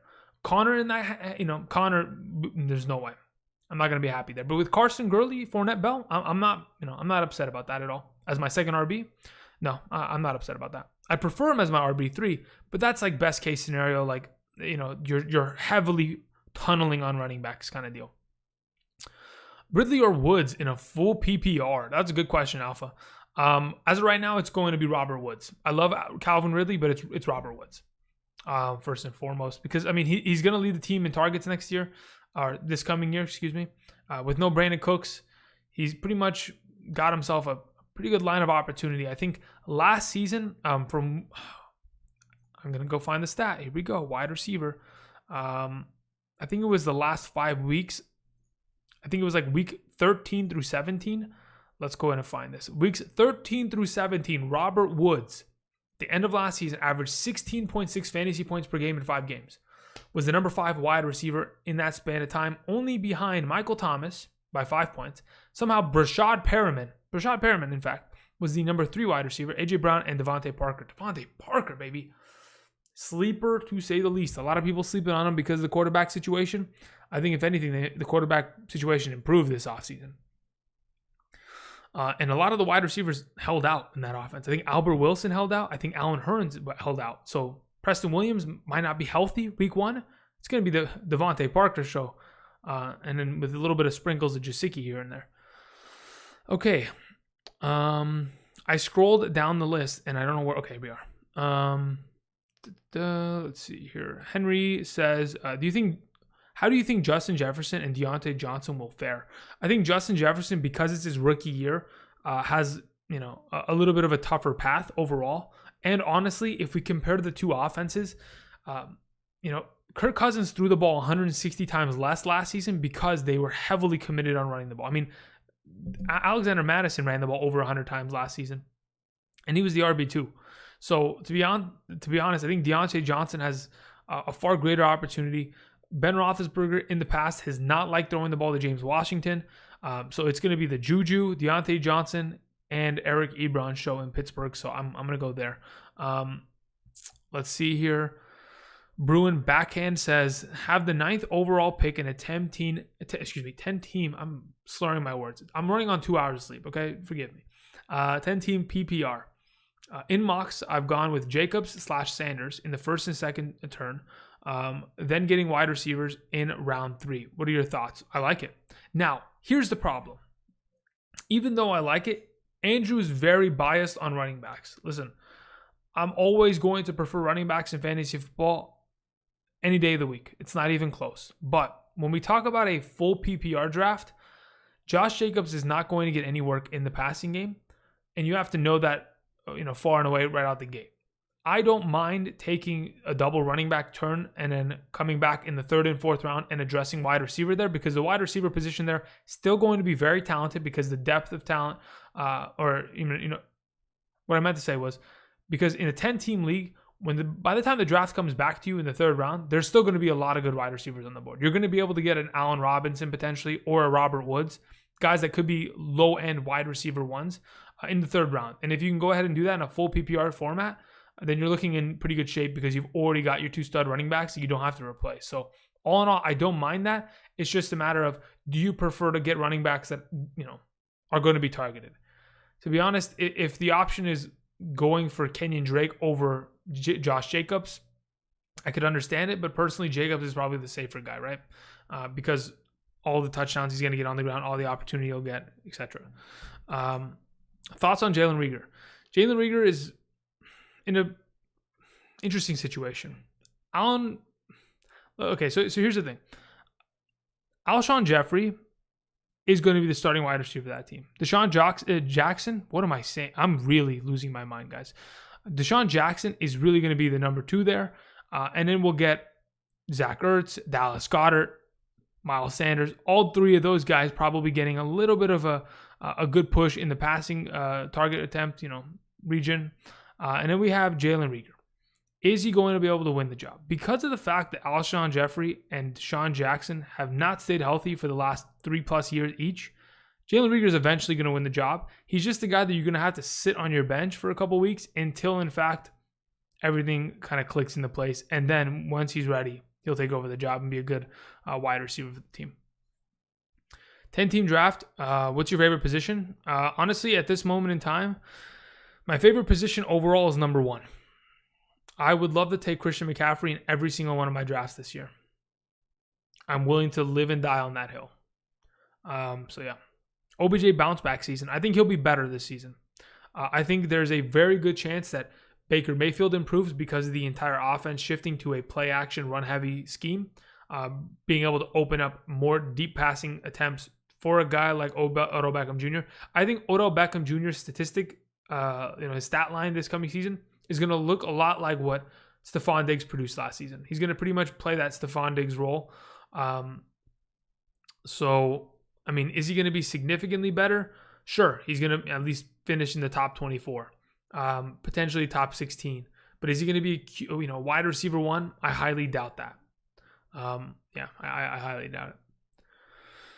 Let's see here. Jeremy says, I'm not really a big believer in Ronald Jones. However, that opportunity in that offense seems valuable and definitely seems like this season he'll have the job. Is his ADP good value in a PPR redraft? I don't mind his ADP. I think he's coming off the board like RB28. So he's coming to, you can get him for fairly cheap. I think the running backs that surround him are like DeAndre Swift and Cam Akers. So would you rather go for the guy that's automatically the starter or a guy that could get the upside chance of winning the job? Obviously, I don't mind just automatically having the starter, a guy that could, in a Tom Brady offense, get a lot of goal line touches and be a decent running back. So I don't mind that. Thoughts on Evan Ingram? Evan Ingram can easily be a top 3 fantasy tight end every single year if he played all 16 games. His inability to do so and the fact that he gets injured so quickly every year. It doesn't take 8 weeks and he's already out. The fact that keeps happening just scares me and kind of keeps me away from Evan Ingram. Unless he falls heavily, I'm not really willing to invest in him this coming season. I'm just a little worried about that. Is it safe to pick 2? Okay, yeah, we already went over that one. My name is Max, and I'm here to say, okay, thank you very much, Max. Sounds good to me. I thought you were going to say something else, but I was all right. Let's see here. Fortune favors the bold. Yeah, potentially. Maybe if I'm just justify my picks, CHE/Drake picks though.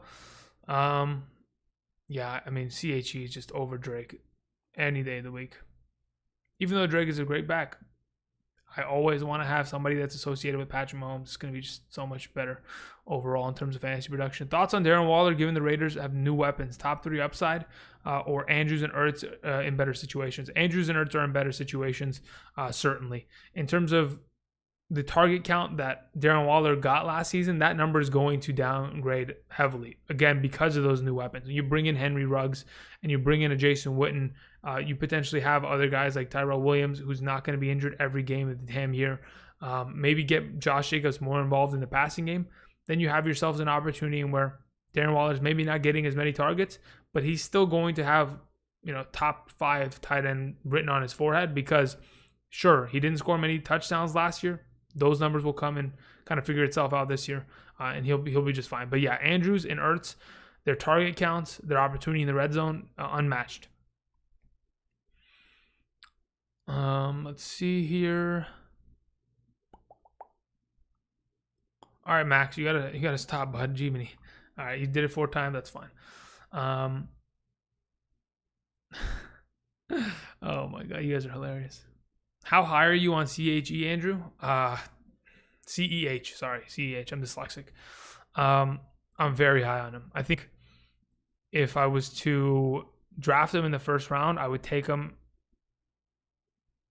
after Michael Thomas at like number 7, number 8 maybe.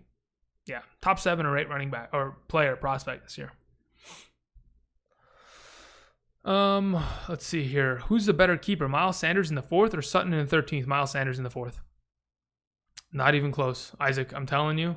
I know Cortland Sutton's a good receiver, but Cortland Sutton is going to have a little bit of a. I don't think he'll have a downgrade, but I think he'll just produce like a similar season. And the inconsistency that we saw from him last year is not worth grabbing in the 13th when you can get Miles Sanders, who is a 2nd-round running back, in the 4th. I just feel like that's a steal. Says, I just want to say that you're the man and the only person I can trust in fantasy knowledge. Highly appreciate. Thank you very much. I appreciate that. Thank you for the kind words. Let's see here. John Richardson says, my 2nd-round pick, 10-team league, 10th pick, position was Lamar Jackson.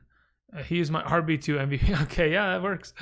Chris Godwin or Cooper Kupp? Yeah, Chris Godwin. SPFFA, what's up, man? Yeah, Chris Godwin. I know I'm high on Cooper Kupp, but I'm not that high on Cooper Kupp. Come on. Robert P says, now a word from our sponsor, from Andrew's sponsor. Exactly. Prime time in a half PPR. Aren't you afraid of Chubb's upside with Hunt there? I had Chubb last year, and it was really frustrating. Wouldn't it be better to go for Sanders or Jacobs? Okay, so here's my thought process. Nick Chubb played in an offense that was a shell of what it is going to be this year.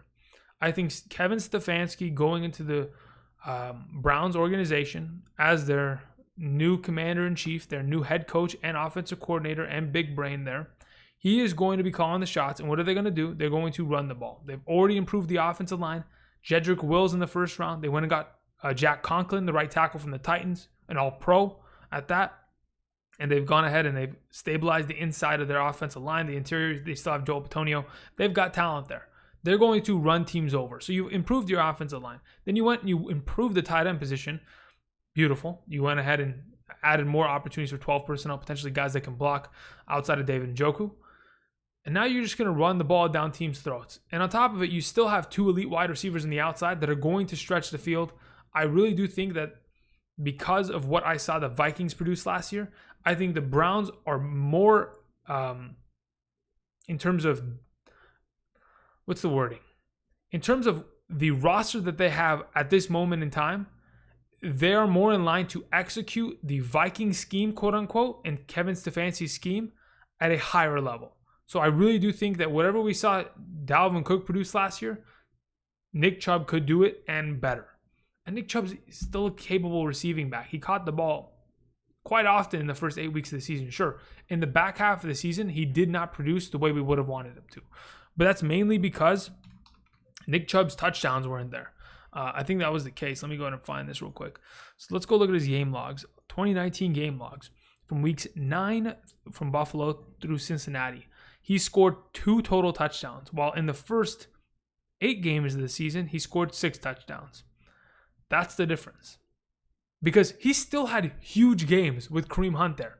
With Kareem Hunt there, he had 400-yard rushing games, a 92-yard rushing game, and in a couple middling performances. But if those middling performances had been, paired with a rushing touchdown or receiving touchdown, you have yourself a really good running back.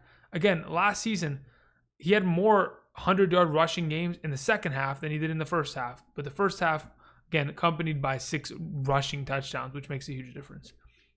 Moving on. DK Metcalf or DJ Chark.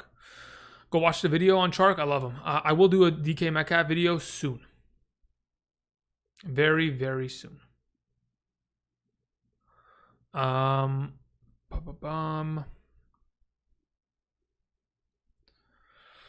Okay, let's see here. Should I even consider getting Alexander Mattison, Chase Edmonds, or Tony Pollard if I don't have their starters? I think that drafting the running back that you don't owns. Okay, so wait, dude, my brain is fried. Okay, guys, so we're gonna probably close this out at 8 o'clock because Andrew's brain is fried. I can't even complete a damn sentence.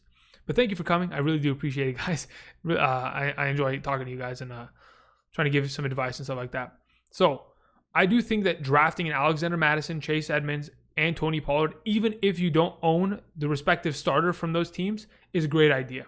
Because what you're doing is you're handcuffing away from your team, which makes it so where if the running back gets injured, well, you have a brand new starter for a fantastic offense that has a lot of upside.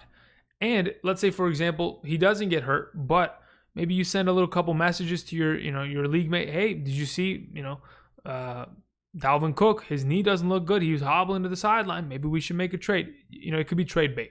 So I don't mind drafting a guy, especially late in rounds, that it could potentially be, my league winner when what would I be doing? Drafting a defense in their place, in their stead? I don't think that's a good idea. Moving on. Great info, Andrew. 8th pick, 12th team. Sanders or Adams? In a full PPR, I'm going Adams. Yeah, T. Rivera, I'm going Devontae Adams there in a full PPR. How do you feel about having Ridley and McLaurin as your wide receiver 1 and 2? I feel good about it, to be honest, because that means that your running backs are studs. Alpha says, I think Connor is a great third RB in a 10-team full PPR. He's very risky. He's not bad as an RB3. That's pretty much where he's going to have to sit. There's no way he's going to be a team's RB4 unless you're overdrafting running backs. So yeah, I don't think he's a bad spot there. But in a full PPR, I might even want to start a wide receiver there, just depending on what kind of value I get.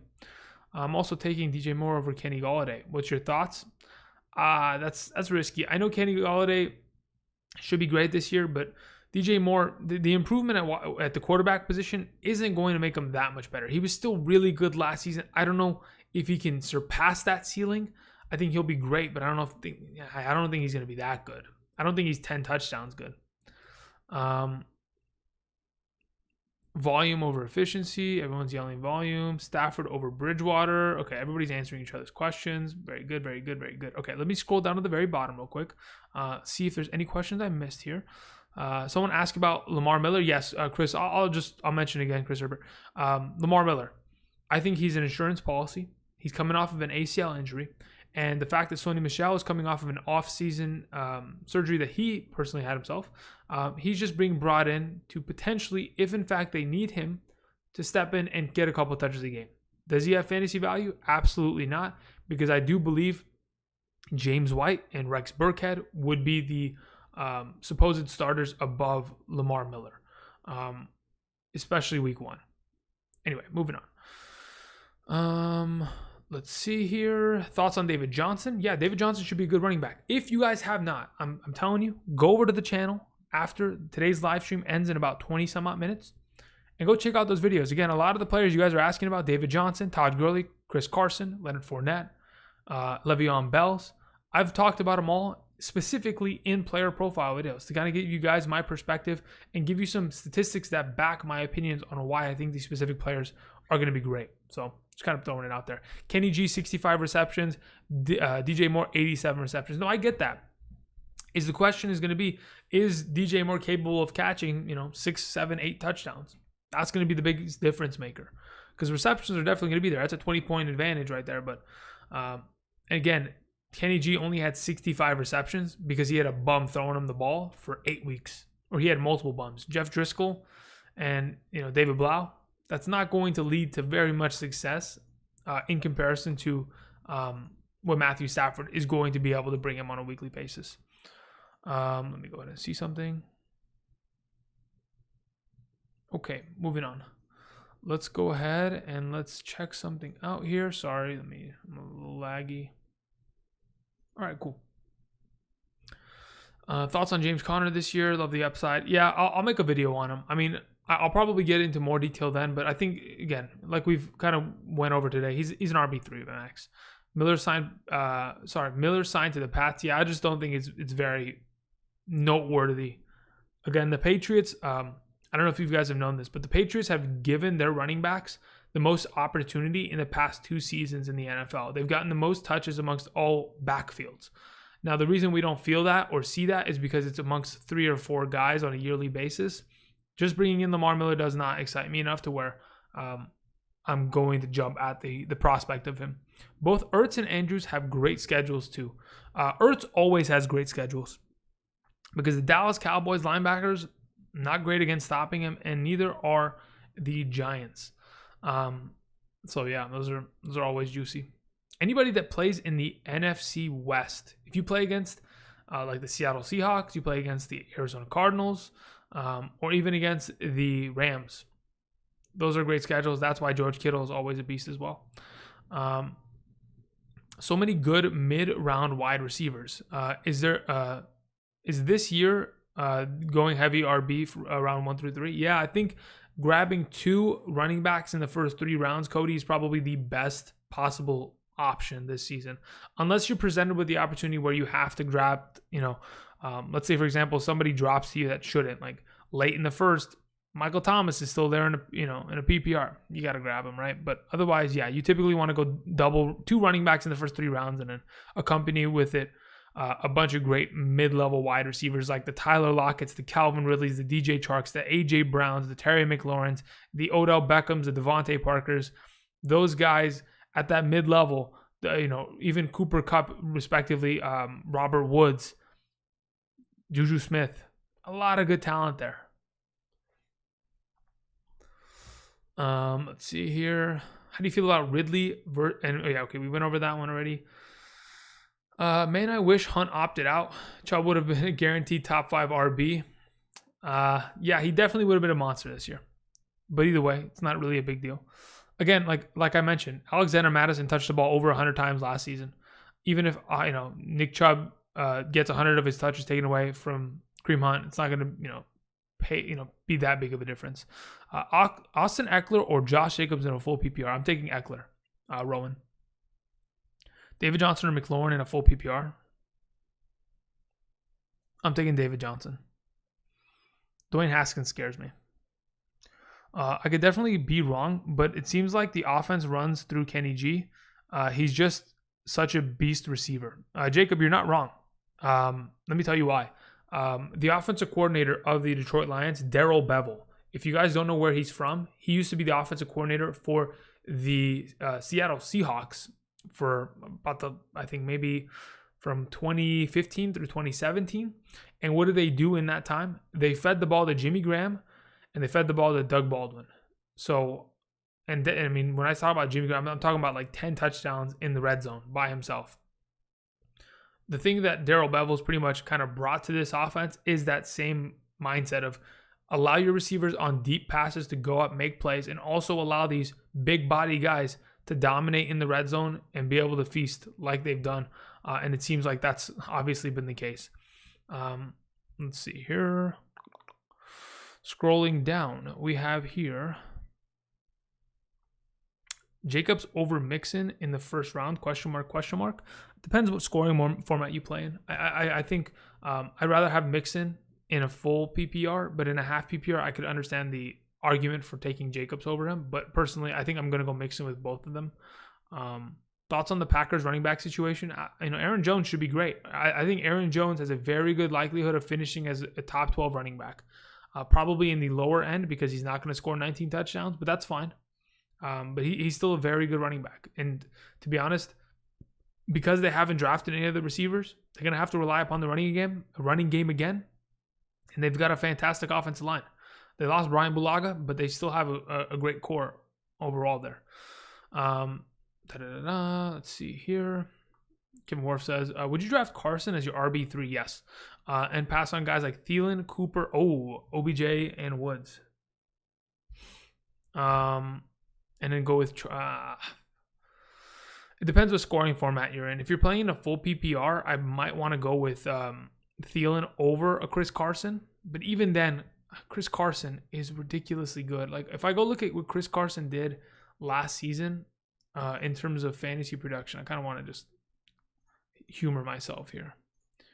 So if we go to the top flex positions of half PPR last season, Chris Carson finished as the number 17 overall player, having missed 1.5 games because, again, he got injured at the end of the season. In comparison to, like, the number, let's see here, like, Amari Cooper had produced 7 points less. Again, if Chris Carson plays a full season, he gets even more of a boost there. In a full PPR, let's go ahead and check out where it kind of lies. I'm thinking Chris Carson drops a little bit on this list if it's a full PPR, yeah. Okay. Yeah, so I would probably go with an Adam Thielen over a Chris Carson in that case in a full PPR. Amari Cooper over him, that's probably where I draw the line. I'd rather have Thielen. But again, Thielen's kind of a sketchy case, right? The fact that he missed so many games last season, and the fact that there's no more Stephon Diggs, so there's going to be a little bit more attention focused on him. Could be an issue. Is Goddard a worry for Ertz? No. Absolutely not. Goddard only was ridiculously good last season because the Philadelphia Eagles had no wide receivers. I mean, Alshon Jeffrey went down. Deshaun Jackson went down. Greg Ward was an actual relevant guy. I mean, J.J. Arcega-Whiteside, who was a second-round pick, nowhere to be found. Nelson Aguilar, nowhere to be found. Because they had to rely upon the tight end position so much, Dallas Goedert got a lot of work there. Even Boston Scott and Miles Sanders were catching 6 targets a game last season. I mean, they really caught like 6 receptions on average for like a 5-game stretch between the both of them each. So again, I think Goddard's usage this season going to be diminished because the wide receiver position will be more present on the field and won't have to, heavily rely upon Goddard being a receiving threat there. Favorite RB at their current ADP. Christian McCaffrey. Favorite running back at their current ADP. I really like where Joe Mixon sits. I really like where Austin Eckler sits. I really like where I'm currently getting Chris Carson. I really like where I'm getting Jonathan Taylor. Who else is a running back that I like where I'm getting their ADP at? Sorry. You said favorite rookie running back at their ADP. Oh, I don't mind Clyde Edwards-Helaire at the first round 7th pick. I don't mind, Jonathan Taylor in the 3rd or 4th round. Cam Akers in the 4th or 5th, along with DeAndre Swift. I don't mind those at all because eventually, you don't draft a running back in the first 3 rounds to sit on the bench. You draft them to be the next, stud of your team. They're going to be given the opportunity. If they don't win it at camp and we don't get any indication there, then obviously we won't be investing so heavily in those players. But for now, I'm very excited. How do you feel about CEH in the first round and why? Okay, this is the last time I'm going to mention this because we only have 10 more minutes and I want to catch up on everything. So hopefully this kind of just closes the book on CEH. Clyde Edwards-Helaire is going to be the only running back in that backfield that is going to touch the ball. Due to the fact that Damian Williams opted out this offseason this regular season due to COVID-19, Clyde Edwards-Helaire is going to touch the ball 300 times plus on the ground, and over 100 targets of opportunity are going to come in his direction. Now, sure, maybe DeAndre Washington, the second string running back, takes a couple touches here and there. It's not a big deal, not at all. Because Clyde Edwards-Helaire is not only just a great running back in the passing game, he can get it done on the ground. He's associated with the best offense in the National Football League, with Patrick Mahomes leading the way. When you have so many threats on the field, a lot of teams aren't going to be able to focus on the running threat. Clyde Edwards absolutely is a 3-down back. He's going to be producing well. It reminds me a lot like the Kareem Hunt situation, like I mentioned earlier. 2017, Kareem Hunt was the backup. All of a sudden, Spencer Ware goes down with an ACL injury in the preseason. Kareem Hunt shows up, wins the job. End of story. Is a top 4 running back that season. The following season has 7 touchdowns on the running game and in the passing game in 10 games total. 14 touchdowns in 10 games. In 2018, Kareem Hunt should have been a top 5 back as well. The only reason we haven't seen a top 5 back in Kansas City in the last couple of years is because they haven't had a healthy one. Damian Williams has kind of been middle of the pack, injured all the time. And even then, he shows signs of being a monster.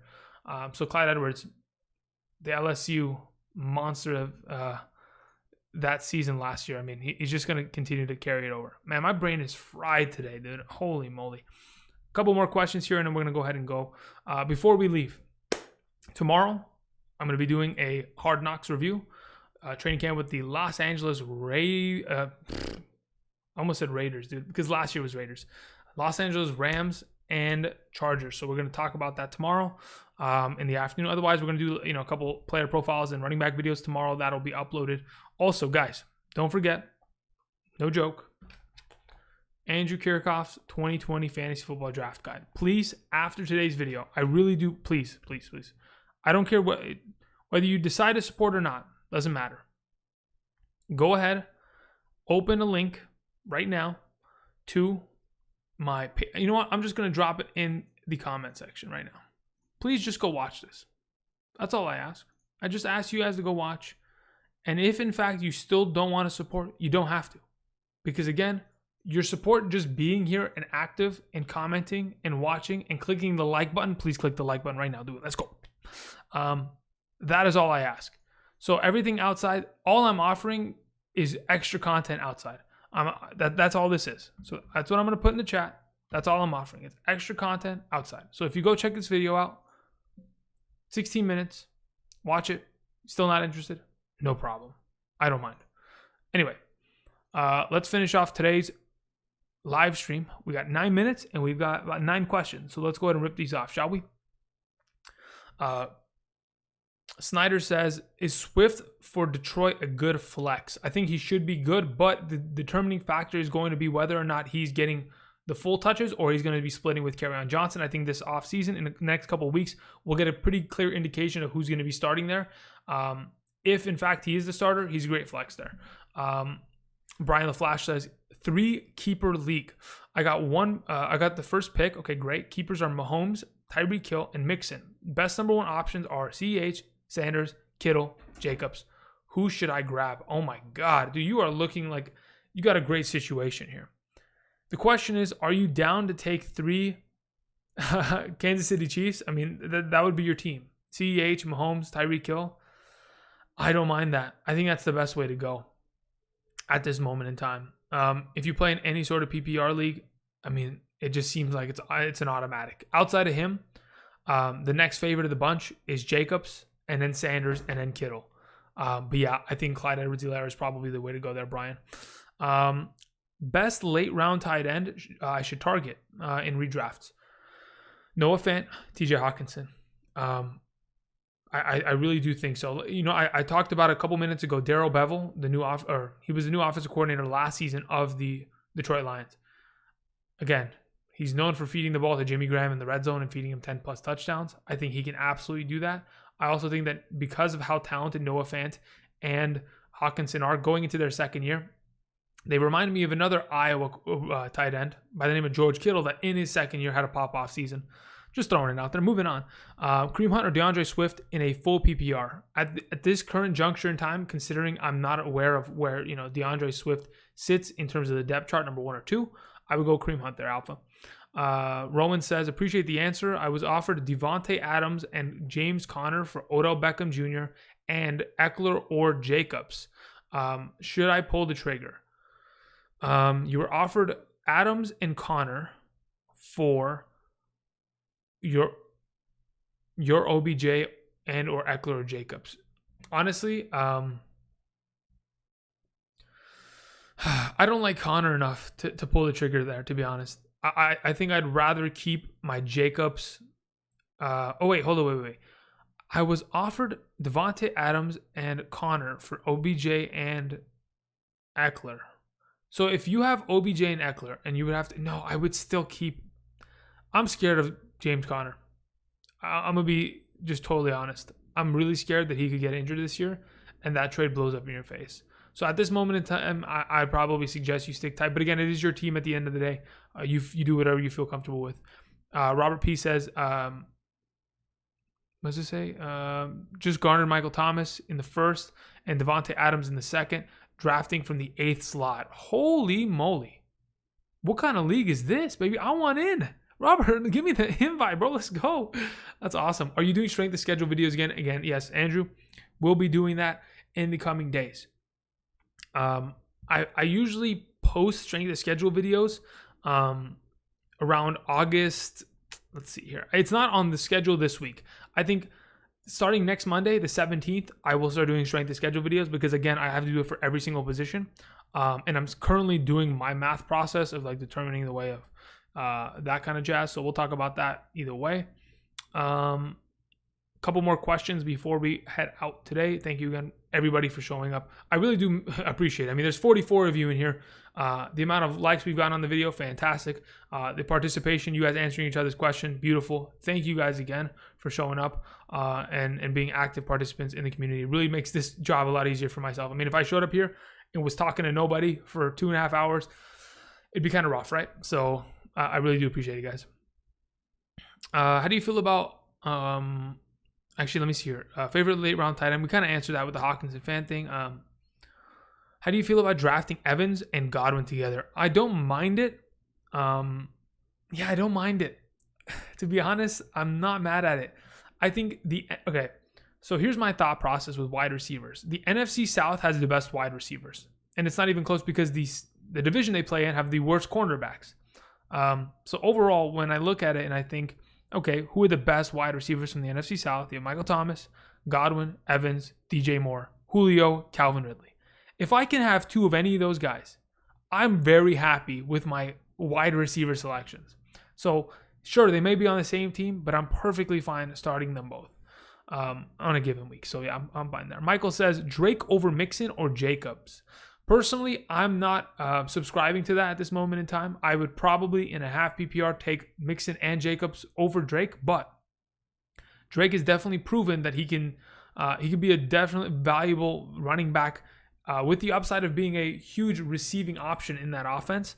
I'm just not 100% convinced that he'll be better than the other two that you mentioned. But again, they're all relatively in the same range, right? Mixon would probably be a late first round guy, so will Drake and Jacobs. So it's just a matter of perspective and subjectively what you believe is the best selection there. Let's see here. Bruin Backhand says, thoughts on T.Y. Hilton given the current hamstring injury? Yeah, you know, when I did a not hidden wide receivers, sleeper wide receivers video the other day, I was gonna have T.Y. Hilton in it, but he got injured already. Like, dude, he's supposed to be a stud this year. With Phillip Rivers, I think, okay, Keenan Allen ends up being a top 12 wide receiver every year, even despite how inconsistent Phillip Rivers has been. Even with that, T.Y. Hilton could have potentially, you know, got himself back into the top 12 wide receiver conversation, maybe top 15 this year. But because he's already injured, it scares me. And really, it's unfortunate, but we're just going to have to wait and see. He's one of these guys like an AJ Green that I'm really afraid of drafting because I don't want to get burnt by them when I can get another guy that could be just as effective and be fine. Sure, they have the high upside ceiling, but is it worth it overall? I don't really think so. Will there be a season? You know, that's a great question. I'm going to say yes. Do I have the inside track on that? No. But we always got to hope, right? You got to have a positive mindset. You gotta have wishful thinking. You gotta think about it. I'm not gonna do this.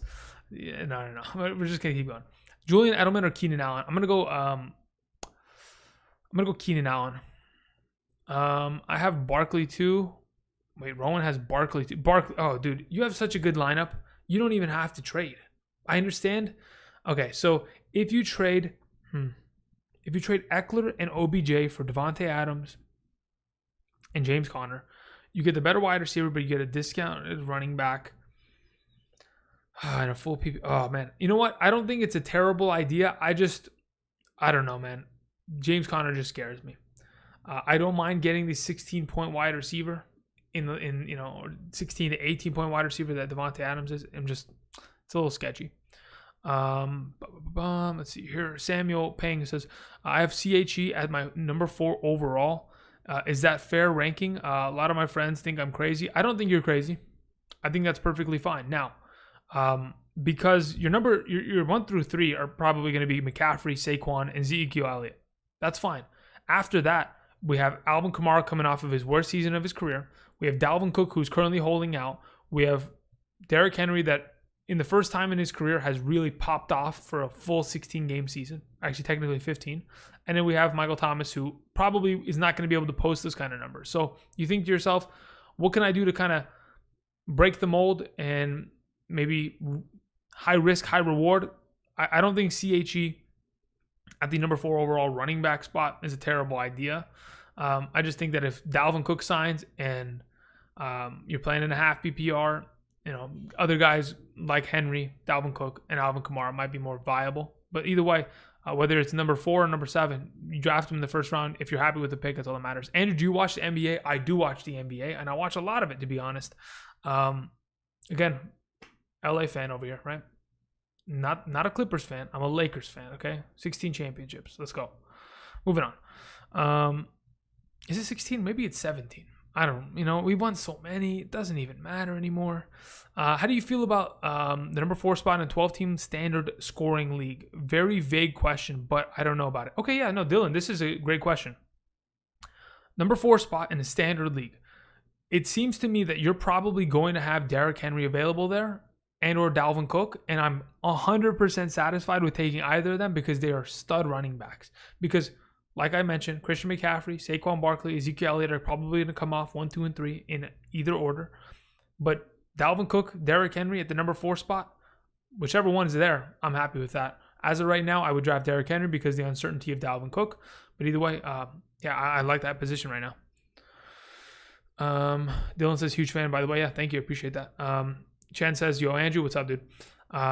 Again, we're closing out soon. I was supposed to end at 8, but I'm going to try to finish off the questions here, and then we're going to close out today's video. Thanks for the answers, Andrew. Yeah, no problem, Alpha. Fade Drake. Yeah, I wouldn't. Yeah, fading Drake's probably not a bad idea. And Nick Enrique says, when you're not sure, talent is, take the more talented player.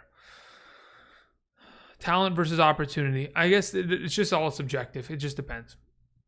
Because if I'm the more talented player, but I'm only getting the ball 200 times a year, in comparison to the other guy that's getting the ball 350 times a year, who's going to produce more? That's the thing.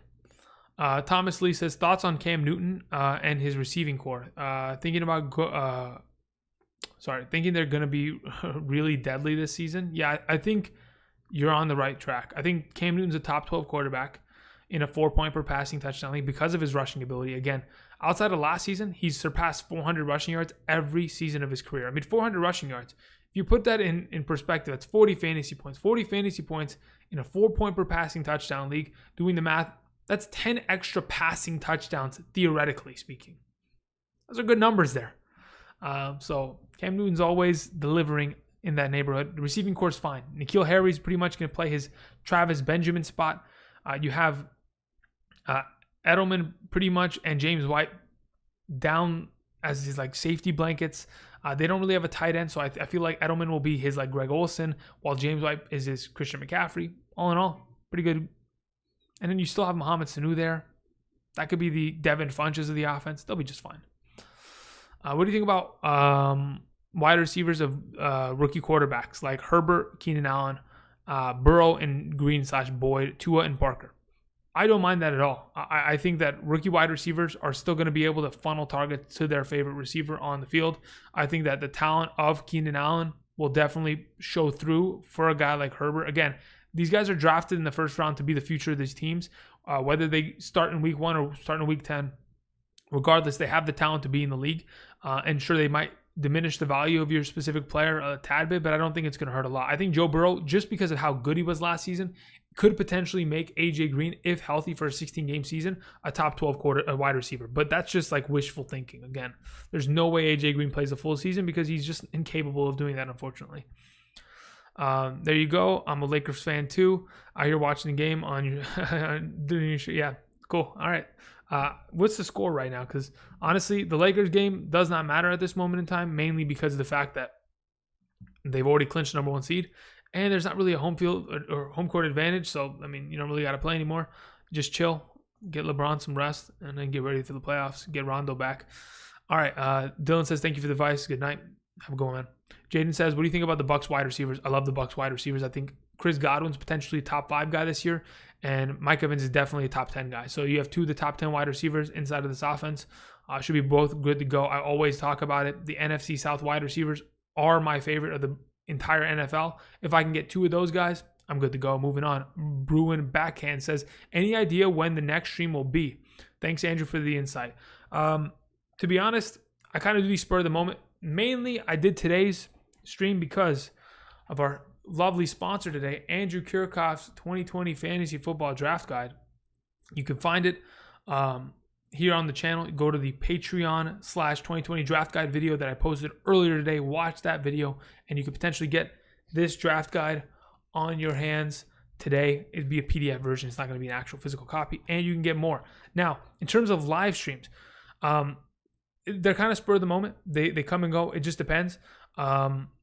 Again, talking for a couple hours with you guys, always fun. I do this a lot on Patreon. I'm not even just saying it just to like advertise, oh, another plug, Andrew. Ha, ha, ha. No, I'm not even like joking around with it. The whole point is like during the regular season, I do 2 private Patreon only live streams a week for this long, right? So if you're looking for that kind of one-on-one contact, that's where you go. You go to Patreon, because this during the regular season is typically only going to be on Sunday mornings. Prior to the to the NFL season starting, I'll probably do a couple. I'll try to do one a week, but again, it just depends. It's spur of the moment at times. But yeah, I'll try to do another one in probably the end of the week, hopefully on Friday. That's the plan at this moment in time. But all in all, it should be good to go. All right, let's see. A couple more questions here. Can I drop Madison now? I drafted him with Cook to secure the spot. No. You keep Alexander Madison. I don't think Dalvin Cook's like a full thumbs up. Did he sign? Did somebody? Dalvin Cook?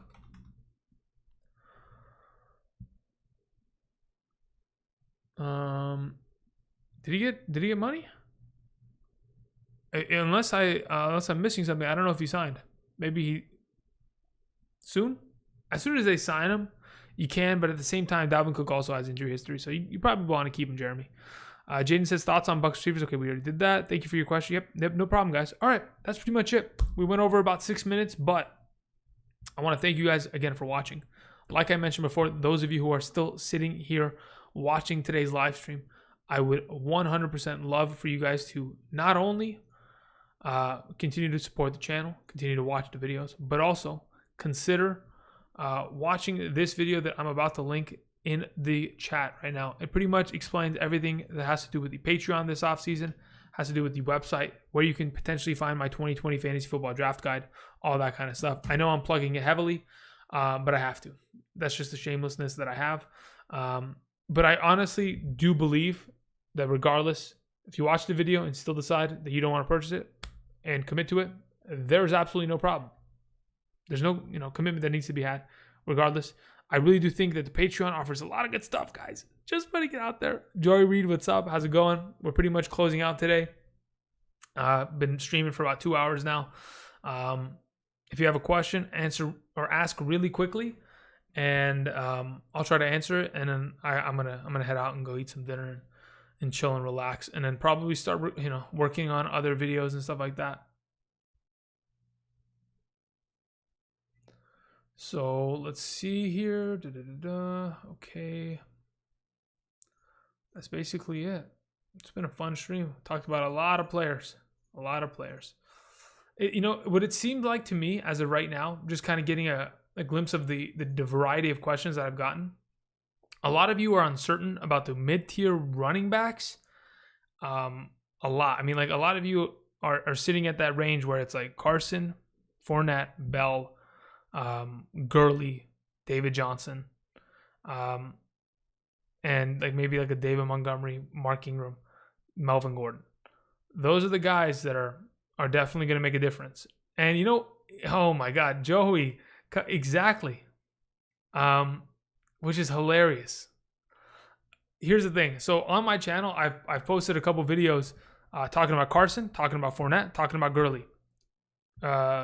Melvin Gordon's coming soon. But Joey, if I was to like rank those guys right now in a half PPR, I go Carson, then I go Gordon. Actually, no.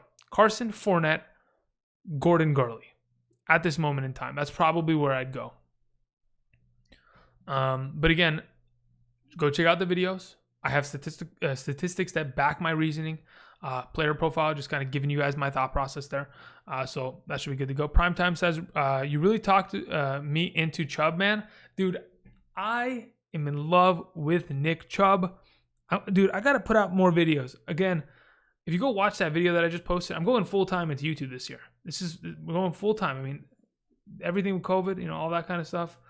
It's going to give me the opportunity to just hard tunnel into fantasy football. The amount of content that's coming out soon now that my draft guide is finally out and I don't have to edit it or work on it or worry about it. I'm excited. Hopefully you guys are too. Anyway, thank you guys for joining me. Thank you for watching, supporting the channel. Joey, sorry we couldn't catch you a little bit earlier, but go check out those videos. There will be more videos soon. There will be another live stream in the coming days. Just keep it up to date. Sam M coming in with a quick question before we end. Eckler, Josh Jacobs, Miles Sanders, Aaron Jones. Rank them, please. I don't know what to do with number 18. Okay, if you have the 18th overall selection and the available players are there, I think I'm going with Josh Jacobs. I think, again, like I mentioned earlier, if you played an entire 16-game season last year, he's the number 9 overall back. If he gets more work in the passing game, he ends up even, jumping maybe into the number 8 back in that conversation. That in itself sells it for me. Austin Eckler, even though as much as I love him, he still has a little bit of an issue. I don't know if he's going to be the 100% starter. I'm hoping he is. Miles Sanders, not a full season of experience yet, but should be a great guy in that offense. Aaron Jones, monster, but had too many touchdowns last year. Of the group, Josh Jacobs is going to get the most touches, undoubtedly. Going to get the most red zone rushing attempts because that offense is 100% predicated on running the ball, and that's what they're going to do. Bruce Simmons coming in. What's up, Bruce? How's it going? Hopefully you liked the 2020 Fantasy Football Draft Guide. Let's see here. Lamar Miller, worth a late round pick since signing with the Patriots? Absolutely not. God, dude, guys, everybody keeps showing up. I was literally about to sign off, dude. Okay, we're going to leave. We're going to have a hard cutoff at 8:17, okay? We have 6 minutes.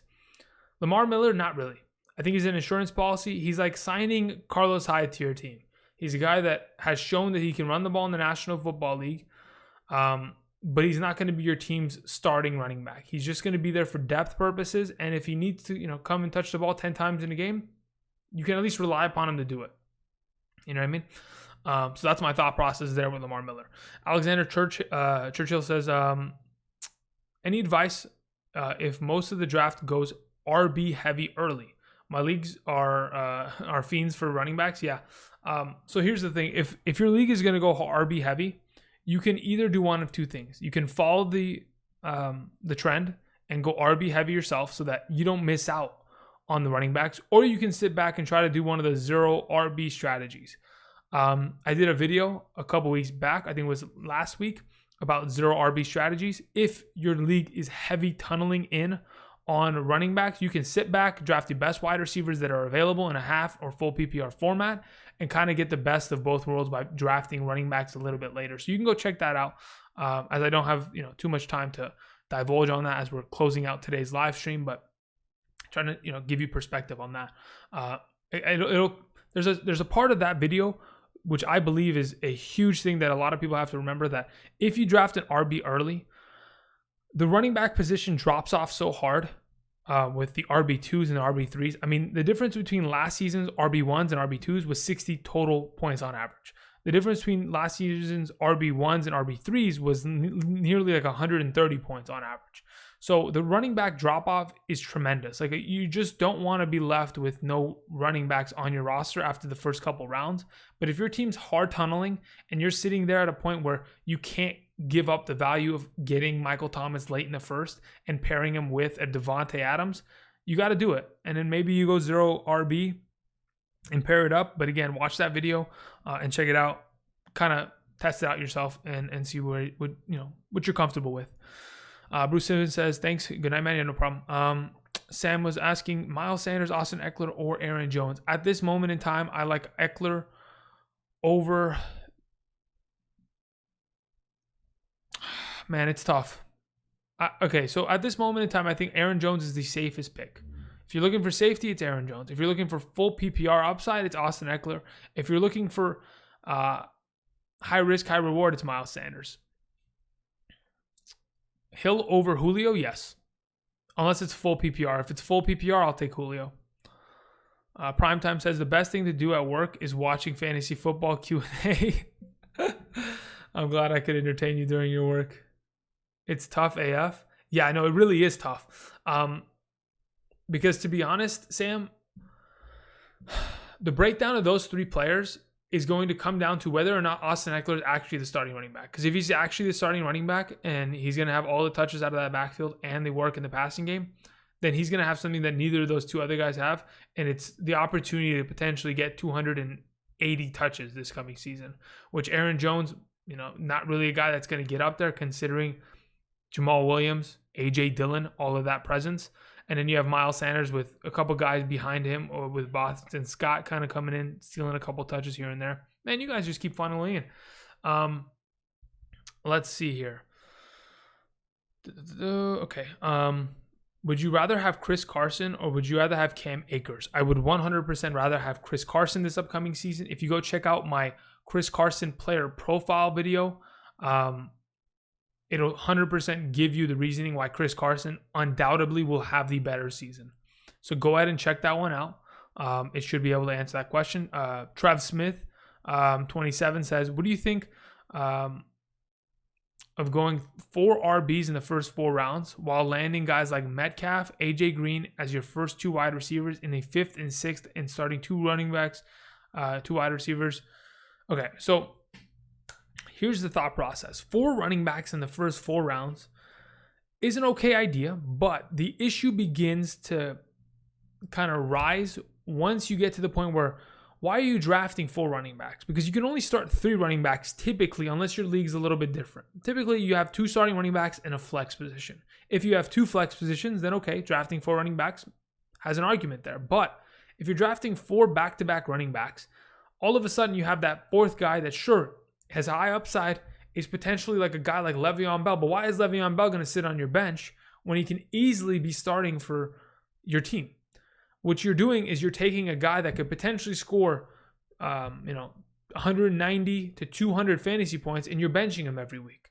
And doing that is going to hurt your lineup more than it's going to help it. I understand you have depth at the position, and if someone goes down with an injury, you have an ample backup, but that's what handcuffs are for. So I personally think as soon as you address your top 3 running backs, then you can go ahead and start going after wide receivers. And you can go ahead and make sure that your starting lineup on a weekly basis is as strong as possible. So whether you don't want to go after wide receivers early, maybe you take 3 running backs and a tight end early in order to kind of mitigate that, and then go after these wide receivers like a DK Metcalf or an AJ Green that have very high upside and very high touchdown potential this upcoming season. Just to kind of throw that out there. All right. Luxury Music says, who's your favorite value/targets at the end of the 3rd/4th round? End of the 3rd or 4th round. Running backs by the name of Chris Carson, Melvin Gordon, Leonard Fournette, Todd Gurley. If I can get any of those guys at the end of the 3rd, early 4th, I'm happy. Just depends on what my team's kind of like built with. But it just depends. Also, I really, really do like wide receivers like Juju or DJ Chark, Calvin Ridley, Robert Woods, Cooper Kupp, sitting in that late 3rd, early 4th. Those are guys I love. Gallup is projected 15 points this season. 15 points a week, or 15 points total. LOL. Early 4th this season. Thanks, brother. Yeah. No, I mean, yeah, I think the guys that I mentioned in the early 4th round, I like a lot. Okay. All right. We're running late. I was supposed to end the stream literally almost 20 minutes ago. So I'm going to answer the last 2 questions, then I'm going to bounce. Thank you, everybody, for showing up again. I really do appreciate it. I'll go down in the description of the video to find my 2020 Patreon and everything that is entailed there on patreon.com/Andrew Kiorkof, and or andrewkiorkof.com to find my 2020 fantasy football draft guide. If you want the draft guide by itself, you go over to that website. Otherwise, you can go and in conjunction with Patreon, you can find it there as a downloadable content. Outside of that, Tyrone Jenkins says Russ or Kyler at your QB. Okay, so if I have to pick between the two, I'm going Russell Wilson. Russell Wilson has thrown 31 plus touchdowns 4 out of the last 5 seasons. He's accomplished that 3 out of the last 3 seasons. Russell Wilson has never produced anything less than a QB1 season. He's never missed a game in his 8 years in the National Football League. Russell Wilson is Mr. Consistency. I know that Twitter video was going around of him looking like an absolute clown the other day. Russell Wilson's a stud. His wide receivers only getting better. They brought in another stud like Greg Olsen. That team is ready to go. And I think all of it is going to be perfect. How much is Draft Guide? $9.99. Go eat dinner. Thank you, Evan. All right, guys. That's it. Thank you, everybody, for watching. There's more content on the channel if you guys are looking for something. Otherwise, I will see you in the near future. I'll see you guys. Peace.